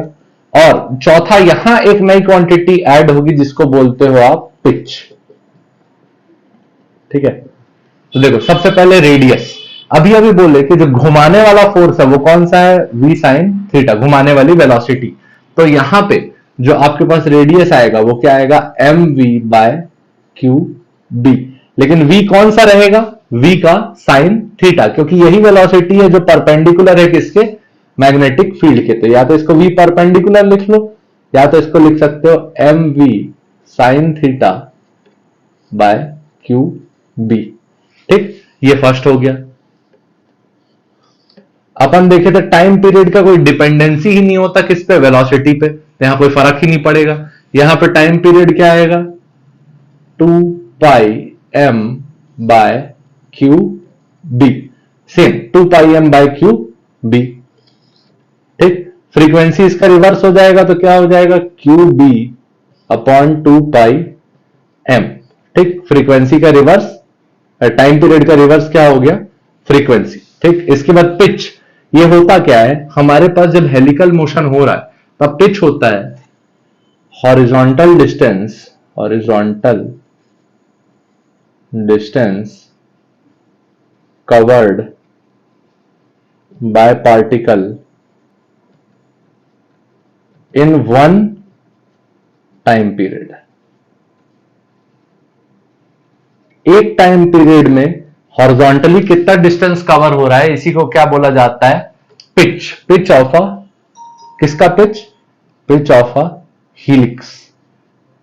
ठीक है, हीलिक्स का पिच कितना होगा, horizontal distance covered by particle in one time period. ठीक है, तो देखो हॉरिजॉन्टल मोशन किसके कारण हो रहा है, v cos थीटा के कारण, और इस पे कोई एक्सेलरेशन भी नहीं है। तो distance travelled pitch in horizontal direction क्या होगा, v in the parallel direction into t, time period, t for time period. ठीक है, v पैरेलल की वैल्यू क्या है, v cos थीटा, और टाइम पीरियड का वैल्यू क्या निकालें, 2 m बाय क्यू बी। यहां से निकल के आ गया क्या, पिच कितना आ गया, 2 v cos theta by Q b. ठीक है, इसको फॉर्मूले याद करने की जरूरत नहीं है, बस ये याद रखना कि पैरेलल वाला क्या करेगा, हॉरिजॉन्टल मोशन कराएगा। पिच क्या होता है, distance covered by the particle in one time period horizontally. ठीक, और साइन थीटा का काम क्या है, घुमाना, घुमाने के कारण क्या बनता है, रेडियस। तो M we perpendicular by Q B, जैसे M we by Q B क्या आता था, रेडियस, यहां वी परपेंडिकुलर हो गया, M we sine theta by Q B. Time period क्या हो गया, 2 m बाय क्यू बी, पिछले बार की तरह फ्रीक्वेंसी भी सेम रहेगी, कोई चेंज नहीं आएगा। पिच बस नई क्वांटिटी मिली क्या, 2 m v cos theta by Q B. तो इसको और क्या लिख सकते हो, 2 m v को क्या लिख सकते हो, मोमेंटम, तो 2 momentum cos theta by Q b, इसको ऐसा लिखा जा सकता है, एक स्टेप और, 2 momentum cos theta by Q b. ठीक, ये हो गए हमारे सारे के सारे फॉर्मूले किसके लिए, when the particle is moving at an angle other than 0 degree और 90 डिग्री। तो इस केस में मोशन कैसा हो रहा है, हेलिकल। ठीक, और ये जोड़ किसका है, दोनों का। देखो जब थीटा 0 डिग्री होता था तो पार्टिकल स्ट्रेट लाइन में जाता था, मतलब आगे जाता था, और जब 90 डिग्री होता था तो क्या करता था, सर्कुलर मोशन। तो देखो पार्टिकल आगे भी जा रहा है और सर्कुलर मोशन भी कर रहा है, तो इस पाथ को क्या बोलते हो, हेलिकल पाथ। ठीक, और इसके लिए सारी क्वांटिटीज है जो हमको याद रखनी है। ठीक, आगे क्वेश्चंस देखेंगे। वैसे तरीके भी याद रखोगे तो कोई बुरी बात नहीं, बस फर्स्ट वाले का याद रखना है, M V by Q B, तो perpendicular M we sine theta by Q B, time period velocity पे डिपेंड ही नहीं करता, तो कोई चेंज ही नहीं आया, फ्रीक्वेंसी पे भी चेंज नहीं आया, पिच नई क्वांटिटी है। ठीक, आई होप समझ में आया होगा। अब इस पे क्वेश्चन करते हैं। देखो ये हमारे पास क्वेश्चन है, a beam of protons with velocity इतना है, v equal to 4 into 10⁵ metre पर सेकेंड। ठीक है, enters a region of uniform magnetic field of 0.3 tesla, magnetic field का मैग्नीट्यूड 0.3 टेस्ला, जो एंगल है थीटा उन दोनों के बीच का वो कितना है, the velocity makes an angle of 60 degree with the magnetic field. ठीक, find the radius of helical path. ठीक, तो आपको रेडियस निकालने बोला है। ठीक, find the radius of the helical path by proton beam and path of the helix. Path नहीं actually pitch होगा, पिच ऑफ हीलिक्स। ठीक, तो आर इक्वल टू क्या लिखे हो, एम वी परपेंडिकुलर वाला, परपेंडिकुलर अपॉन क्यू बी, तो इसका वैल्यू क्या आ जाएगा? मास ऑफ प्रोटॉन कितना होता है? 1.67 इंटू 10⁻⁻27 kg, ये याद रखना, मास ऑफ प्रोटॉन, ठीक है। 1.67 इंटू 10⁻⁻27 kg। तो इसको डाल देते हैं, एक सेकेंड, 1.27 है क्यों? हाँ बिल्कुल सही है, 1.67 इंटू 10⁻⁻27 kg। तो इसको डाल देते हैं, 1.67 into 10⁻⁻27 divided by, charge on proton कितना होता है? 1.6 into 10⁻⁻19 coulomb, 1.6 into 10⁻⁻19 into v perpendicular कितना हो जाएगा? वी साइन थीटा, वी का वैल्यू कितना है? ये 4 into 10⁻5 sine 60 by magnetic field का वैल्यू 0.3, ठीक। तो ये चला गया ऊपर, यहां से आर का वैल्यू क्या आ जाएगा? ये दोनों लगभग इक्वल, तो 10⁻⁻27 प्लस 19 प्लस 5, देखो ये भी हो गया, ये भी हो गया और ये भी हो गया, इंटू 4 साइन 60 का वैल्यू √3/2, डिवाइड में क्या लिखा हुआ है? 0.3, रेडियस का वैल्यू सब ऐड हो कितना आ गया? 24, 10⁻³ इंटू, अगर 2 1 जा 2 2 जा इंटू 2 इंटू √3 डिवाइडेड बाय 0.3, ठीक। ये जो होगा सॉल्व होके एक लाइन में हमको क्या मिल जाएगा? Radius.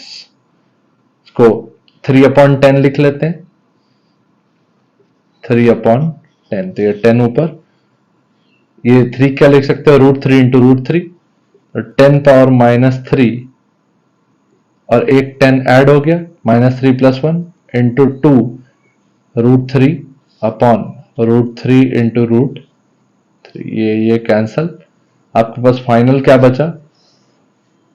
Radius equal to 2/√3 into 10⁻⁻2 metre, ये आ गया आपका रेडियस, पहला आंसर, 2/√3 इन 10⁻⁻2 मीटर, ठीक। अब इसके बाद जो अगला काम है वो क्या है? पिच ऑफ द हीलिक्स, ठीक है। पिच ऑफ द हीलिक्स क्या है? v cos theta into 2πm/qb, मतलब हमको टाइम कैलकुलेट करना पड़ेगा, v cos थीटा से मल्टीप्लाई कर देंगे, क्या आ जाएगा? आंसर। करते हैं इसको क्लीन करके, ठीक है। ये है pitch v cos theta into t का वैल्यू 2πm/qb, डाल देते हैं एक करके वैल्यू। v का वैल्यू कितना था? 4 into 10⁻5 cos theta cos 60 into 2π, m का value 1.67 into 10⁻⁻27 divided by q का वैल्यू 1.6 इंटू 10⁻⁻19 इंटू b का वैल्यू कितना है? 0.3 टेस्ला, ठीक है। इसको सॉल्व कर लेते हैं, अपने पास पूरा आंसर आ जाएगा। थोड़ा लंबा कैलकुलेशन बैठता है इस टाइप के क्वेश्चंस का। ये 1.6 1.67 ऑलमोस्ट कैंसिल, ये ऊपर चला गया, cos 60 का वैल्यू 1/2, 4 इंटू 10⁻5 इंटू cos 60 का वैल्यू 1/2 इंटू 2π इंटू 10⁻⁻27, ये ऊपर गया तो क्या हो गया? +19, और होल में डिवाइड क्या है? 0.3, ठीक। ये तो 2 1 जा 2 2 जा, बचा क्या क्या ऐड कर लेते हैं, 2 इंटू 2π, ये 2 ये 2π, बचा क्या?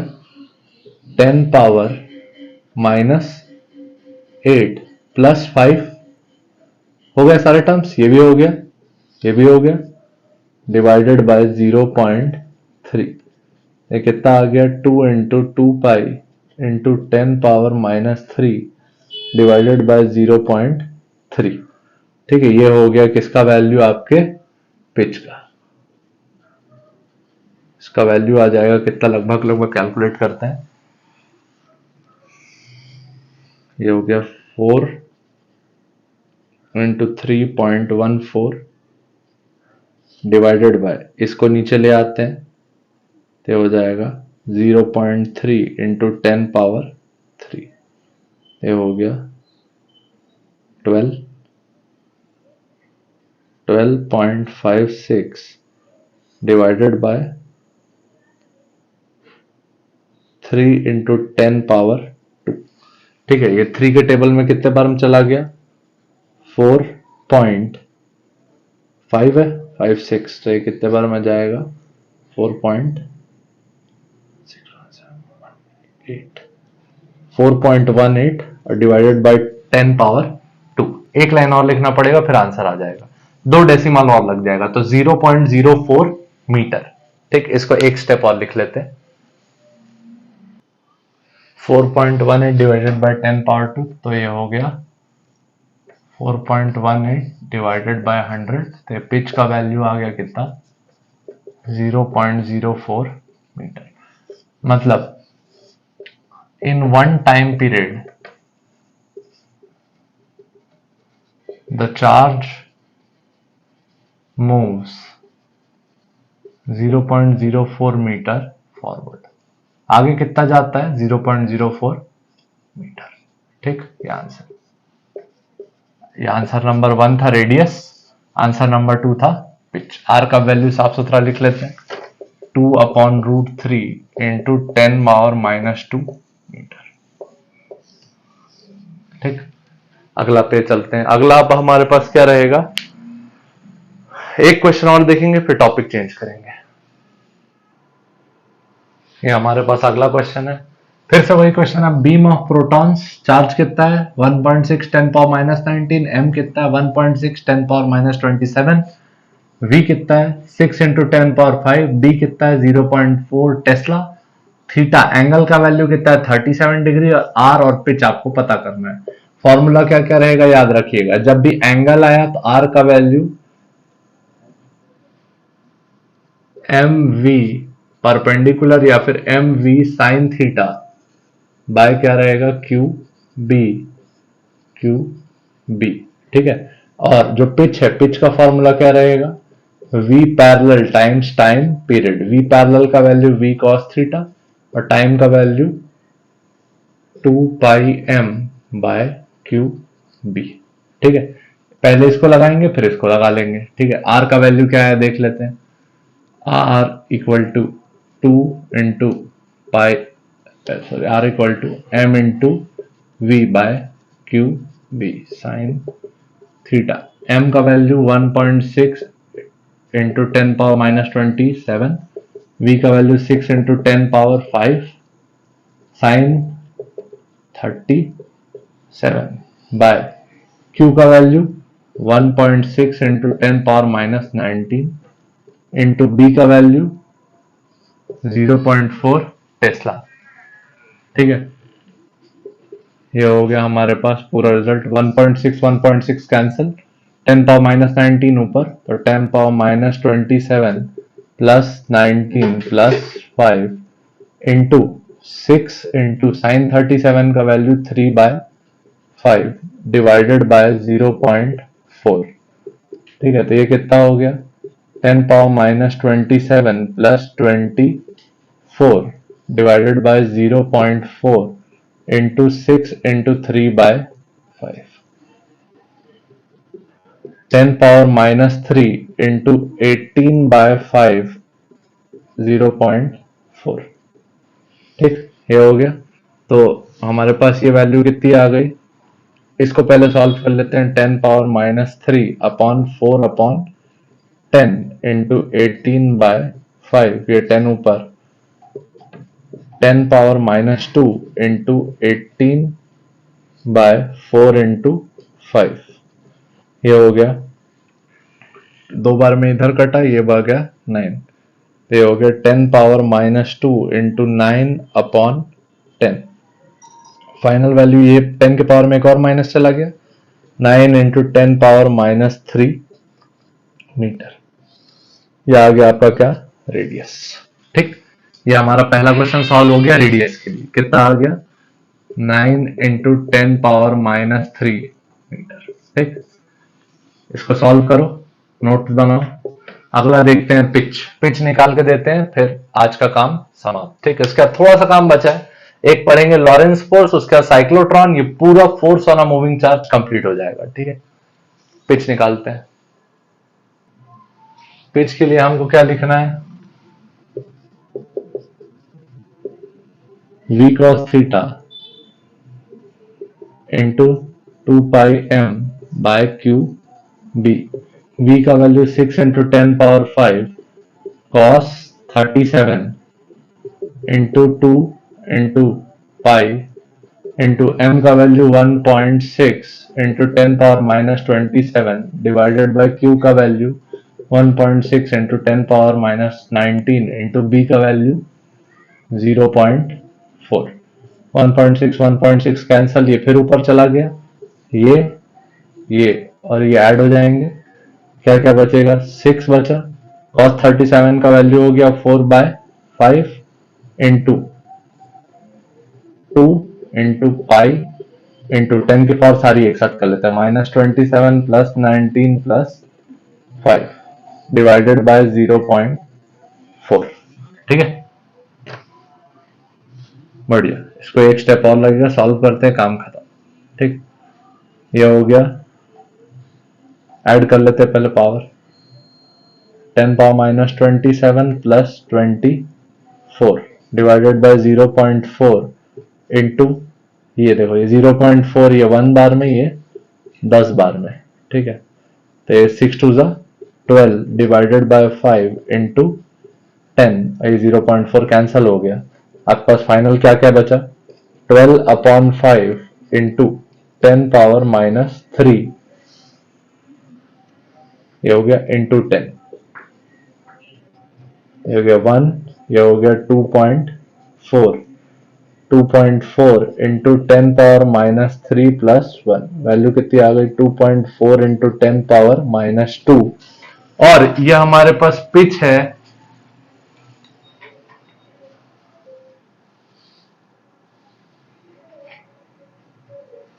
ये हमारे पास पिच है, तो ये वैल्यू क्या आ गई पिच की? 2.4 इंटू 10⁻² मीटर, आंसर। ठीक है, पहले रेडियस निकाला, फिर पिच निकाल के दे दिया, और यहां काम खत्म। अगला टॉपिक देखते हैं, लॉरेंस फोर्स, मतलब जब इलेक्ट्रिक फील्ड मैग्नेटिक फील्ड साथ में काम करने लग जाए। ठीक, आगे बढ़ाते हैं। ये हो गया पूरा सोल्यूशन। ठीक, अब अपन नेक्स्ट टॉपिक में मूव करेंगे। ठीक, आगे बढ़ाते हैं। तो अपना नेक्स्ट टॉपिक रहेगा क्या? Lawrence force. लॉरेंस फोर्स कब बोलते हैं? जब कोई पार्टिकल मैग्नेटिक फील्ड और इलेक्ट्रिक फील्ड दोनों में साथ में एंटर करे। ठीक है, तो देखो, जैसे ये एरिया है, इसमें मैग्नेटिक फील्ड भी है और किसी तरीके से इलेक्ट्रिक फील्ड भी है। ठीक, अब इसमें कोई चार्ज अगर एंटर कर जाए, मान लो कोई चार्ज एंटर कर गया, ठीक, तो अब देखो, इस पे एक इलेक्ट्रिक फोर्स भी लगेगा, टोटल क्या लगेगा?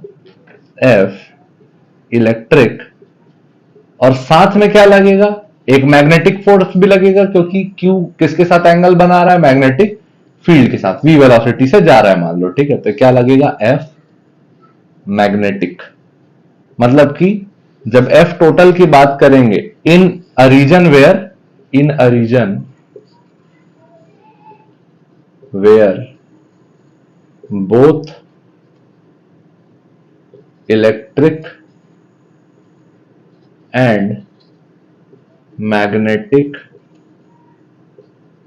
Field are present, the moving charge experiences both electric and magnetic force। ठीक है, दोनों तरीके का फोर्स लग रहा है। आप देखो, दोनों की वैल्यू डालते हैं। F टोटल इक्वल टू क्या हो जाएगा? इलेक्ट्रोस्टैटिक फोर्स क्या होता था? Q इंटू E, और मैग्नेटिक फोर्स अभी अभी देखे, Q V क्रॉस B।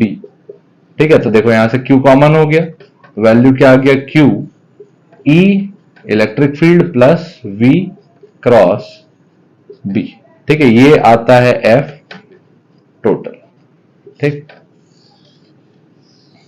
और इसको एक स्टेप और ओपन करके लिखना चाहो तो ये भी लिख सकते हैं F टोटल, लेकिन ये सफिशिएंट है। Number F total equal to Q E plus V B sine theta. ठीक, इस तरीके से भी लिख सकते हैं इक्वेशन नंबर 2। मैं बोलूंगा ये वाला याद रखो, q e plus v cross b. ये भी नहीं याद रखना तो ये वाला याद रखो, f total equal to f electric plus f magnetic. Electric का value q into e, magnetic का value q we cross B. ठीक, अब ये जैसे ही फोर्स आ गया तो अब इसमें फिर से केस बनने शुरू हो जाएंगे। उन केसेस से डील करते हैं। इसमें दो तरीके के केस रहेंगे। ठीक है, देखते हैं। ये हमारे पास F total Q E equal to Q we cross B. ठीक है, प्लस है दोनों के बीच में। तो अब यहां देखना case number 1। Case number 1, electric field, velocity and magnetic field are collinear. Collinear मतलब सबके बीच का एंगल कितना है, 0 degree. All angle between E, V और B is equal to 0 degree. मतलब E भी इधर ही है, V भी इधर ही है और B भी इधर ही है। तो जब ऐसा केस हो जाएगा तो हमारे पास जो चार्ज है वो एक्सेलरेट तो होगा, फोर्स इलेक्ट्रिक तो लगेगा, क्या, Q इंटू E। बट जो मैग्नेटिक फोर्स है वो क्या होता है, Q V क्रॉस B। और हम जानते हैं दो पैरेलल वेक्टर्स का डॉट क्रॉस प्रोडक्ट क्या होता है, 0। V is parallel to B, so इस साइड में condition V is parallel to B, so V cross B equal to 0। ठीक है, जब दो पैरेलल वेक्टर हो तो क्रॉस प्रोडक्ट क्या होता है, 0 के बराबर। तो यहां से मैग्नेटिक फोर्स का वैल्यू क्या आ गया, 0। ठीक है, सिर्फ क्या रहा, इलेक्ट्रिक फोर्स। तो टोटल फोर्स कितना हो गया, F total equal to F E plus F M. F E का वैल्यू Q इंटू ई प्लस 0। ये हो गया F टोटल। ठीक है, F टोटल का वैल्यू क्या आ गया, Q इंटू ई। अब जैसे ही Q इंटू ई आ गया तो देखो ये क्या करेगा, this force is responsible for accelerating the charge,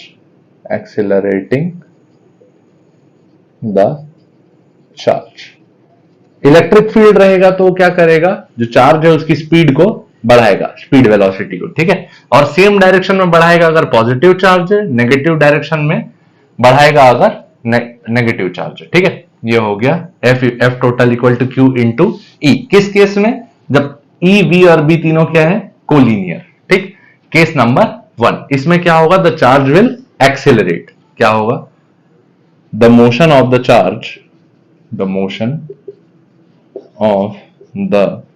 charge will be linear, uniformly accelerated motion। एक लाइन में रहेगा और कैसा रहेगा, यूनिफॉर्मली एक्सेलरेटेड मोशन। और जब भी होगा तो एक a इक्वल टू कॉन्स्टेंट के लिए हम लोग क्या क्या कंडीशन यूज करते थे, v equal to u plus a t, v square equal to u square plus 2a x, और x equal to u t plus half a t square. किस केस में, जब यूनिफॉर्मली एक्सेलरेटेड मोशन हो। और ये कब होगा, जब ई, वी और बी तीनों क्या हो जाए, कोलीनियर, मतलब सेम डायरेक्शन में। ठीक है, ये हो गया केस नंबर 1।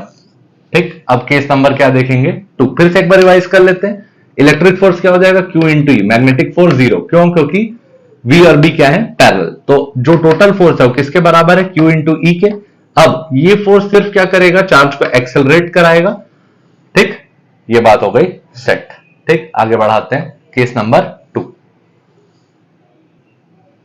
ये हमारे पास आया second case, case number 2। Case number 2 में क्या होगा देखो, अब पहले केस में तीनों सेम डायरेक्शन में थे, अब सेकंड केस में electric field, velocity and magnetic field, electric field, velocity and magnetic field are mutually perpendicular. जब तीनों क्या हो जाए, म्यूचुअली परपेंडिकुलर, एक दूसरे से परपेंडिकुलर हो जाए। ठीक है, तो दिखते हैं। जैसे मान लो आपको ये दिया है एक डायरेक्शन, ये दूसरी डायरेक्शन और ये तीसरी डायरेक्शन, तीनों एक दूसरे से कितने एंगल पे हैं, 90 डिग्री। ठीक, तो किसी भी एक डायरेक्शन को ई मान लेते हैं। मान लो मैंने इस डायरेक्शन को ई मान लिया, इस डायरेक्शन को वी मान लिया और इस डायरेक्शन को क्या मान लिया, बी। ठीक है, ई, वी और बी। ठीक, तो जो इलेक्ट्रिक फोर्स लगेगा हमारे पास, इलेक्ट्रिक फोर्स किस डायरेक्शन में होगा देखो, अगर चार्ज इधर भी जा रहा है तो भी इलेक्ट्रिक फोर्स किस डायरेक्शन में रहेगा, इस डायरेक्शन में रहेगा। तो ये हो गया एफ इलेक्ट्रिक। ठीक है, किस डायरेक्शन में, दिस डायरेक्शन। अब जो सेकंड जो आया मैग्नेटिक फोर्स, देखो एफ टोटल का वैल्यू किसके बराबर होगा, electric force plus magnetic force. ठीक है, चार्ज किधर जा रहा है, ऊपर। ठीक, तो अब देखो यहां क्या लगाओगे, क्यू वी क्रॉस बी, तो आपको किसके डायरेक्शन मिलेगी, मैग्नेटिक फोर्स की। तो देखो मैग्नेटिक फोर्स कौन कौन से प्लेन में है, ये वाई प्लेन है और ये कौन सा प्लेन है, जेड प्लेन। ये कौन सा था, एक्स प्लेन। तो अगर वेलोसिटी वाई में है और मैग्नेटिक फील्ड जेड में है, तो हमने देखा था कि जो मैग्नेटिक फोर्स आएगा वो इन दोनों के क्या होगा, परपेंडिकुलर। तो परपेंडिकुलर किस डायरेक्शन में होगा, देखो ये हो गया v और ये हो गया बाहर आता हुआ, ये v और बाहर आता हुआ या फिर अंदर जाता हुआ b। तो इसके कारण जो मैग्नेटिक फोर्स मिलेगा वो कौन से डायरेक्शन में मिलेगा, opposite to that of electric field. ठीक है, ये कौन से डायरेक्शन में है, माइनस जी एक्सिस में, नेगेटिव जी एक्सिस, अंदर साइड है पेपर के। ठीक, इनसाइड द पेपर। तो ये v cross b, magnetic force किस डायरेक्शन में मिला, इस डायरेक्शन में। ठीक है, तो ये मिल गया F मैग्नेटिक। ठीक, अब हमारे पास कंडीशन क्या बन रहा है, F मैग्नेटिक और F इलेक्ट्रिक क्या है, अपोजिट डायरेक्शन में है। ठीक है, तो एक स्पेशल केस बनेगा जब हम क्या बोलेंगे कि F टोटल इक्वल टू 0 कब होगा, तब होगा जब मैग्नेटिक फोर्स और इलेक्ट्रिक फोर्स क्या हो जाए, इक्वल। तो इसको 0 के जैसे इक्वल कर दोगे तो F electric plus F magnetic, ये इधर चला गया, तो F electric equal to minus F magnetic. जैसे ही ये रिजल्ट आपने निकाला वैसे ही आपने इन दोनों फोर्सेस को क्या बोल दिया, when electric force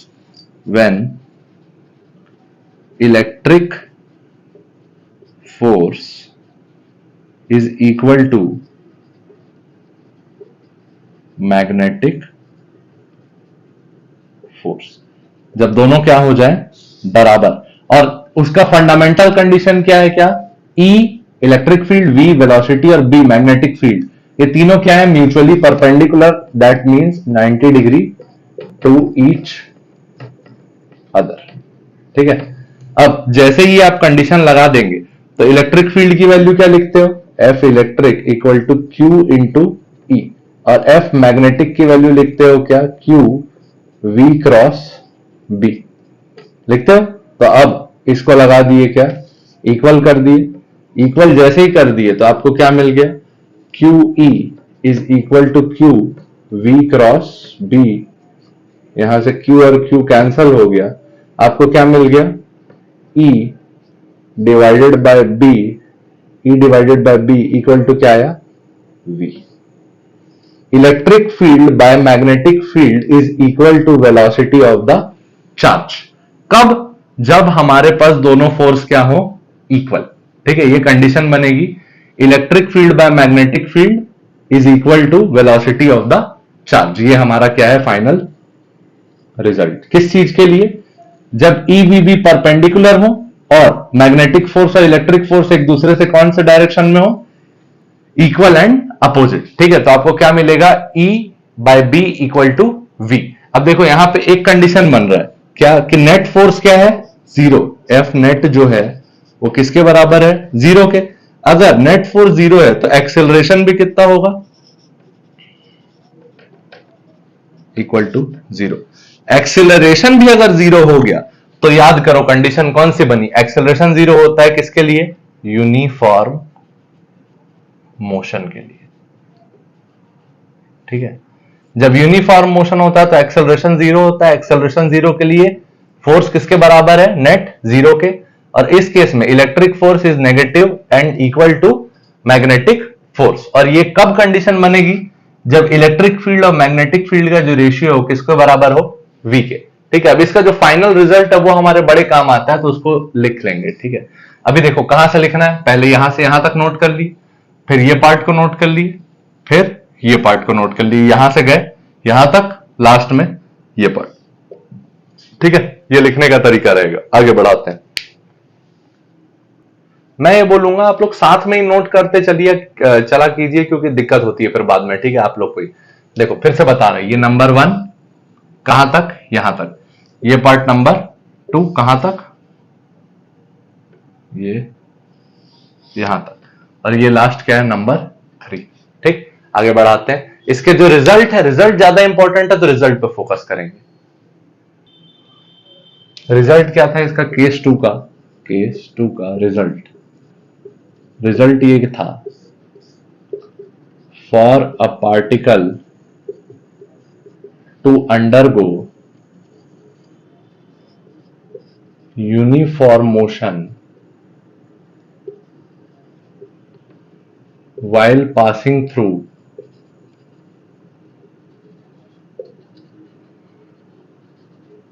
a electric field and magnetic field region, then conditions, conditions क्या क्या है, number 1 condition, V E E V और B are mutually perpendicular. Mutually का मतलब एक दूसरे के साथ क्या है, परपेंडिकुलर, मतलब 90 डिग्री टू ईच अदर, ठीक है। ये कंडीशन नंबर 1। और कंडीशन नंबर 2 क्या है, electric field by magnetic field का जो रेशियो है वो किसके बराबर होगा, वेलोसिटी के, ठीक है। ये दो कंडीशन अगर ट्रू हुई तो हमारा पार्टिकल कैसा मोशन परफॉर्म करेगा, यूनिफॉर्म मोशन। और इसके लिए क्या कंडीशन रहती है, acceleration of the particle is zero and velocity of the particle is constant, ठीक। ये ध्यान रखिएगा, केस नंबर 2 का रिजल्ट, ये सबसे इंपॉर्टेंट चीज है, ठीक है। और यहां पे हमारा क्या हो गया, Lorentz force done. Lorentz force होता क्या था, एक बार और रिवाइज करेंगे। Total force caused due to motion of a charge particle in a electric field as well as magnetic field. जब particle electric field magnetic field में साथ में मोशन करे तो उस पर टोटल फोर्स लगता है, उसी को आप क्या बोलते हो, लॉरेंस फोर्स। कितना होता है, electric force QE plus magnetic force QV cross B, ठीक है। आगे देखते हैं इस पे क्वेश्चंस। ये अपने पास क्वेश्चन है, अ charge particle having charge 2 coulomb, charge कितना है 2 coulomb, is throne with velocity 2 I cap plus 3 J cap meter per second inside a region having electric field E equal to 2 J cap 2 J cap and magnetic field B is equal to 5 K cap, ठीक है। तो आपको ये find करना है कि Lawrence force कितना है। लॉरेंस फोर्स कितना लिखते हो, Q common E plus V cross B, ठीक है। ये लगाना है, Q पता है 2 कूलम, E पता है कितना 2 J कैप, प्लस V पता है कितना 2 I cap plus 3 J cap, 2 I cap plus 3 J cap cross B equal to 5k cap. ठीक है, ये 2 रह गया, ये यहाँ, ये यहाँ, तो 2j कैप प्लस आई क्रॉस के, आई जे और के, आई क्रॉस के क्या मिलेगा, माइनस जे, ये मिला 5 2 जा 10 इंटू माइनस जे कैप, आई क्रॉस के किए तो क्या मिला, माइनस जे, उसके बाद जे क्रॉस के प्लस 3 5 जा 15, जे क्रॉस के, जे क्रॉस के, अब देखो क्लॉकवाइज तो क्या मिलेगा, आई 15 आई कैप। ठीक, अब इसको जैसे ही सॉल्व कर लोगे आपके पास किसकी वैल्यू रेडी होगी, फोर्स की। इसको सॉल्व करने के लिए इधर मुंह सॉल्व लेके आ रहा हूं, force equal to 2 j cap minus 10 j cap plus 15 i cap, plus 15 i. तो फोर्स का वैल्यू कितना हो गया, 2 माइनस 10, ये हो गया minus 8 J cap plus 15 i cap. Force का वैल्यू कितना आ गया, 15 i cap minus 8 J cap into 2, ये क्या आ जाएगा, न्यूटन। यह हमारे पास आ गया क्या, फोर्स का value, Lawrence force, Lawrence force 2 15 i cap minus 8 J cap Newton. ठीक, नेक्स्ट क्वेश्चन पे चलते हैं। ये लिखते समय इलेक्ट्रिक फील्ड की यूनिट रह गई थी वोल्ट पर मीटर। ठीक है, चार्ज की यूनिट कूलम, इसकी यूनिट मीटर पर सेकंड, इलेक्ट्रिक फील्ड की यूनिट वोल्ट पर मीटर, मैग्नेटिक फील्ड की यूनिट टेस्ला। ये 2 यूनिट लिखना रह गया था। ठीक है, ये हो गया क्वेश्चन। नेक्स्ट क्वेश्चन पे मूव करते हैं। हाँ, ये हमारा next question, proton beam, proton की बीम है तो चार्ज कौन सा हो गया, प्रोटॉन, पासेस विदाउट डेविएशन। देखो अभी ये वर्ड मिला, विदाउट डेविएशन। अगर डेविएशन नहीं है, विदाउट डेविएशन, इसका मतलब क्या हो गया कि F बराबर क्या हो जाएगा, 0, F नेट बराबर 0। ठीक, उसके बाद देखो अगला कंडीशन क्या दी है, through a region of space where there are uniform transverse mutually perpendicular electric and magnetic field. मतलब B और E दोनों एक दूसरे से क्या है, म्यूचुअली परपेंडिकुलर। तो अभी भी देखे थे केस नंबर 2, केस नंबर 2 में क्या बोला था कि अगर F नेट 0 हो और B परपेंडिकुलर हो E के और V के, तो हमको क्या मिलेगा, V is equal to E upon B। तो इससे क्या मिल गया हमको, velocity, V equal to E by B। ये कंडीशन मिल गया, क्यों, क्योंकि V is perpendicular to B and B is perpendicular to E। और दूसरा कंडीशन F नेट क्या है, 0। ठीक, उसके बाद इलेक्ट्रिक फील्ड का मैग्नीट्यूड दिया है 220, मैग्नेटिक फील्ड का मैग्नीट्यूड दिया है 50। अब देखो ये किलो वोल्ट है, किलो के लिए क्या लिखते हैं, 1000, ये वोल्ट अपॉन मीटर। और ये माइक, ये क्या है, मिली, मिली के लिए क्या लिखते हो, 10 पावर माइनस 3। तो ये हो गया 50 इंटू 10 पावर माइनस 3 टेस्ला। ठीक है, और ये दोनों डिवाइड होगा तो हमको वैल्यू क्या मिलेगी, निकाल लेते हैं, 220 इंटू ये 10 पावर 3, ये ऊपर आके ये भी 10 पावर 3 डिवाइडेड बाय 50 मीटर पर सेकेंड। ये हो गया, ये कैंसल। ठीक, आपके पास बचा क्या, ये 1 जा, ये 4.4 जा। तो V का वैल्यू कितना आ गया, 4.4 इंटू 10 पावर 6 मीटर पर सेकेंड। ये आ गई आपके पास वेलोसिटी। ठीक, पहली चीज पता चल गई, वेलोसिटी। ठीक है, the beam strikes a grounded target. ये जो बीम निकली है किसको टारगेट कर रही है, एक टारगेट को स्ट्राइक कर रही है। ठीक है, find the force imparted by the beam. अब ये बीम जो है इस टारगेट पे कितना फोर्स लगा रही है, तो फोर्स इक्वल टू क्या हो जाएगा, देखो फोर्स मिल क्यों रहा है, क्योंकि मोमेंटम ट्रांसफर हो रहा है। तो क्या हो जाएगा, m इंटू वी। वी हमको पता चल गया, ठीक है, m v पता चल गया, मास इंटू वेलोसिटी। ठीक है, if the beam current is equal to I equal to 0.80 milliampere. अब देखो I का वैल्यू क्या हो गया, आई का वैल्यू हो गया n proton. N proton transfer हो रहे हैं पर सेकंड, ठीक, तो इसको क्या बोल रहे हो, करंट, ठीक। तो यहां से नंबर ऑफ प्रोटॉन का वैल्यू कितना आ जाएगा, I upon charge on one proton, ठीक। आई का वैल्यू कितना है 0.80, प्रोटॉन पे चार्ज कितना होता है 1.6 इंटू 10 पावर माइनस 19। तो एन का वैल्यू निकाल लेते हैं, यहां से निकालते हैं, देखो आई का वैल्यू क्या है 0.80 और प्रोटॉन पे चार्ज कितना होता है 1.6 इंटू 10 पावर माइनस 19, ये आ गया एन का वैल्यू। अब जैसे ही ये ऊपर जाएगा ये क्या हो जाएगा 10 पावर 19 और ये हो गया 0.8 इंटू अपॉन 1.6, तो 8 1 जा 8 2 जा, तो n का वैल्यू कितना है 10 टू द पावर 19 इंटू 1/2, ठीक। तो ये एक 10 को इधर ले लिए, तो 10 इंटू 10 पावर 18/2, ये 1 जा और ये 5 जा, तो इससे रिजल्टेंट वैल्यू कितनी आ गई n की 5 इंटू 10 पावर 18।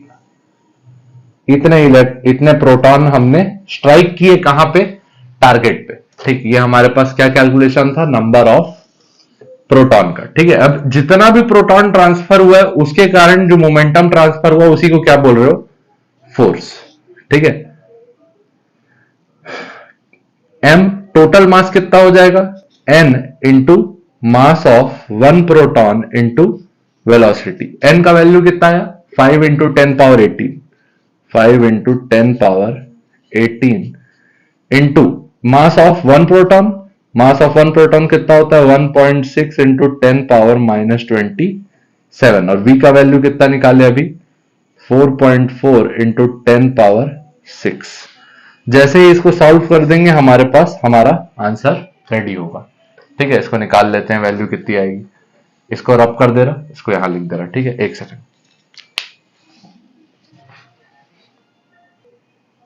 ये इसको सॉल्व करते देखो, ये नंबर्स को एक साथ 5 1.6 दोनों को एक साथ लिखे तो 16 5 जा 80, वैल्यू क्या आ गया 8.0। पावर ऑल लोग को एक साथ ऐड कर लेते हैं, 10 पावर 18 माइनस 27 प्लस 6 इंटू एक नंबर बच गया 4.4। एफ का फाइनल वैल्यू क्या आ गया 4.4 इंटू 8 कितना हो जाएगा 48 4 320 320 32 352 35.2 इंटू ये कितना हो जाएगा 18 माइनस 27 माइनस 9 प्लस 6 कितना आ गया 10 पावर माइनस 3, और ये फोर्स की फाइनल वैल्यू कैलकुलेट हो गई तो यूनिट क्या रहेगी न्यूटन, ठीक। एक बार और बता दे रहा क्या क्या किया इस पूरे प्रोसेस में, देखो सबसे पहला काम चार्ज क्या था प्रोटॉन, तो अगर अनडेविएटेड पास हुआ मतलब v परपेंडिकुलर है b के और b परपेंडिकुलर है e के, और इस केस में हमारे पास ये केस लगता है v बराबर e बाय b, तो e का वैल्यू कितना 220।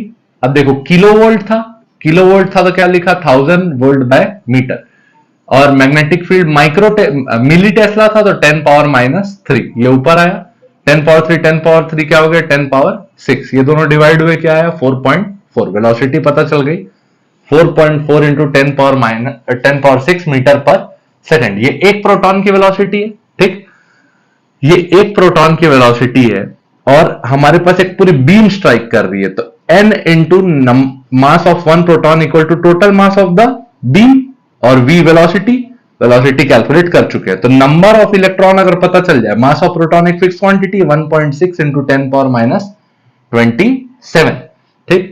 तो ये n बस कैलकुलेट करने के लिए हमको क्या दिया गया था करंट क्या दिया है 0.80 मिली एम्पियर। तो करंट जब पास हो रहा है तो कितने प्रोटॉन ट्रांसफर हो रहे हैं n इंटू p, तो n का वैल्यू क्या आ गया current divided by charge on one proton, तो 0.80, एक प्रोटॉन पे चार्ज 1.6 इंटू 10 पावर माइनस 19, ये ऊपर गया तो प्लस 19 16 ये 8 1 जा और 8 2 जा, 0.8 2 जा कितना हो गया 1.6, तो 1/2 इंटू 10 पावर 19, ठीक। ये 10th और 19 में से एक 10 को इधर दे दिए, तो 10 इंटू 10 पावर 18 डिवाइडेड बाई 2, तो 2 के टेबल में कितने बार में गया 5, 5 इंटू 10 पावर 18, ये n की वैल्यू आ गई, कितने इलेक्ट्रॉन्स थे, कितने प्रोटॉन थे, 5 इंटू 10 पावर 18, ये हो गया 5 into 10 power 18 proton. Mass of one proton कितना, 1.6 इंटू 10 पावर-27, और वेलोसिटी का वैल्यू 4.4 इंटू 10 पावर 6, सब मल्टीप्लाई हुआ और फाइनल वैल्यू आई हमारे पास क्या, 35.2 इंटू 10 पावर-3 न्यूटन। ये काफी डिफिकल्ट टाइप का क्वेश्चन था, लेकिन करना है, ठीक। इसमें कौन सा केस लगाया गया, केस नंबर 2, कि जब V, B और E परपेंडिकुलर होंगे तो V किसके बराबर होगा, E बाय B, ठीक। Electric field by magnetic field, इससे V की वैल्यू निकाले। नेट मोमेंटम के लिए नंबर ऑफ प्रोटॉन की जरूरत थी, वो कैसे निकाले, I equal to n into p, n का वैल्यू आ गया, एन का फाइनल वैल्यू आया 5 into 10 power 18, 5 into 10 power 18 into mass of one proton into V, final solve होके आंसर, ठीक। ये हो गया हमारा लॉरेंस फोर्स का टॉपिक भी क्लोज। लास्ट हमारे पास एक टॉपिक बचा साइक्लोट्रॉन, उसके बाद सारा का सारा टॉपिक क्लोज हो जाएगा। किसके लिए, force on a charge in a magnetic field, electric field, जो भी पॉसिबल था, ठीक। ठीक, तो आगे वैसे मैं साइक्लोट्रॉन पढ़ाने वाला था, लेकिन मुझे पता चला है कि साइक्लोट्रॉन जो टॉपिक है ये क्या है, कट। तो इसके साथ हमारा जो टॉपिक है कौन सा, force on moving charge in a magnetic field, ये होता है कंप्लीट, ठीक है। इसमें क्या क्या चीजें पढ़े एक बार रिवाइज कर लेते हैं, पीछे से आते हैं, ठीक है। सबसे पहले अभी अभी पढ़ा क्या, लॉरेंस फोर्स, क्या पढ़े, F total equal to electric field का फोर्स प्लस मैग्नेटिक फील्ड का फोर्स, तो ये क्या हो गया, Q into E plus q we cross b. इसमें भी दो केस पढ़े, केस नंबर 1, कौन सा केस, जब V parallel to E parallel to B, तो क्या होगा, यूनिफॉर्मली एक्सिलरेटेड मोशन। और तीसरा जो सेकंड केस देखे, केस नंबर 2, ये क्या देखे कि जब V परपेंडिकुलर हो E के और E परपेंडिकुलर हो B के, इस केस में अगर फोर्स बराबर हो 0 के, तो वेलोसिटी का वैल्यू क्या आता है, electric field by magnetic field. ये हो गए दो केस हमारे पास लॉरेंस फोर्स के। इसके बाद इफ पार्टिकल, रिवर्स ऑर्डर में चल रहा हूं, particle enters a uniform magnetic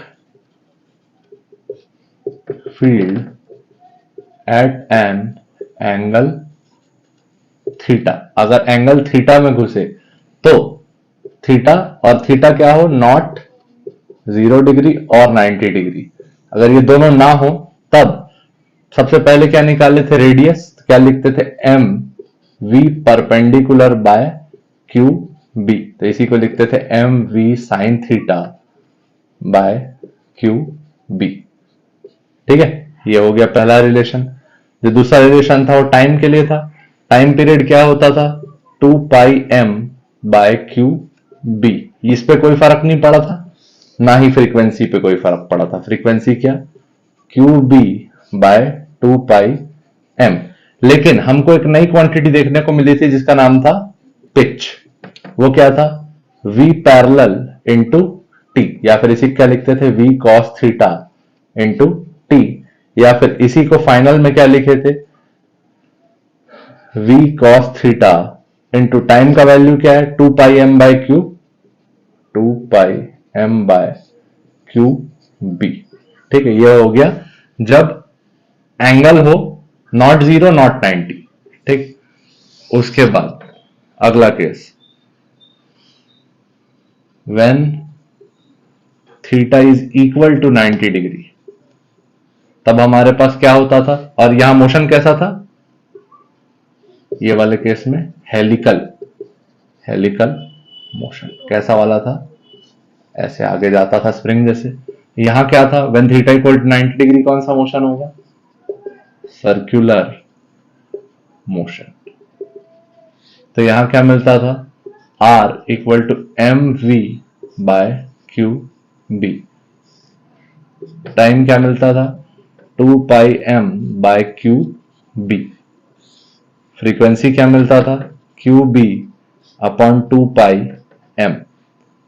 ठीक है, ये हो गया हमारे पास पूरा पूरा वैल्यू। यहां पे एम वी के लिए कुछ कुछ और इक्वेशंस थी। क्या क्या? एम वी की जगह क्या लिख सकते थे? P upon q b. और क्या क्या लिख सकते थे? पी को लिख सकते थे रूट ओवर 2 के एम बाय क्यू बी। और के लिए एक रिलेशन देखे थे काइनेटिक एनर्जी के लिए। के क्या है? Kinetic energy. इसके लिए इक्वेशन क्या लिखे थे? K equal to charge into V। V क्या है? Potential difference.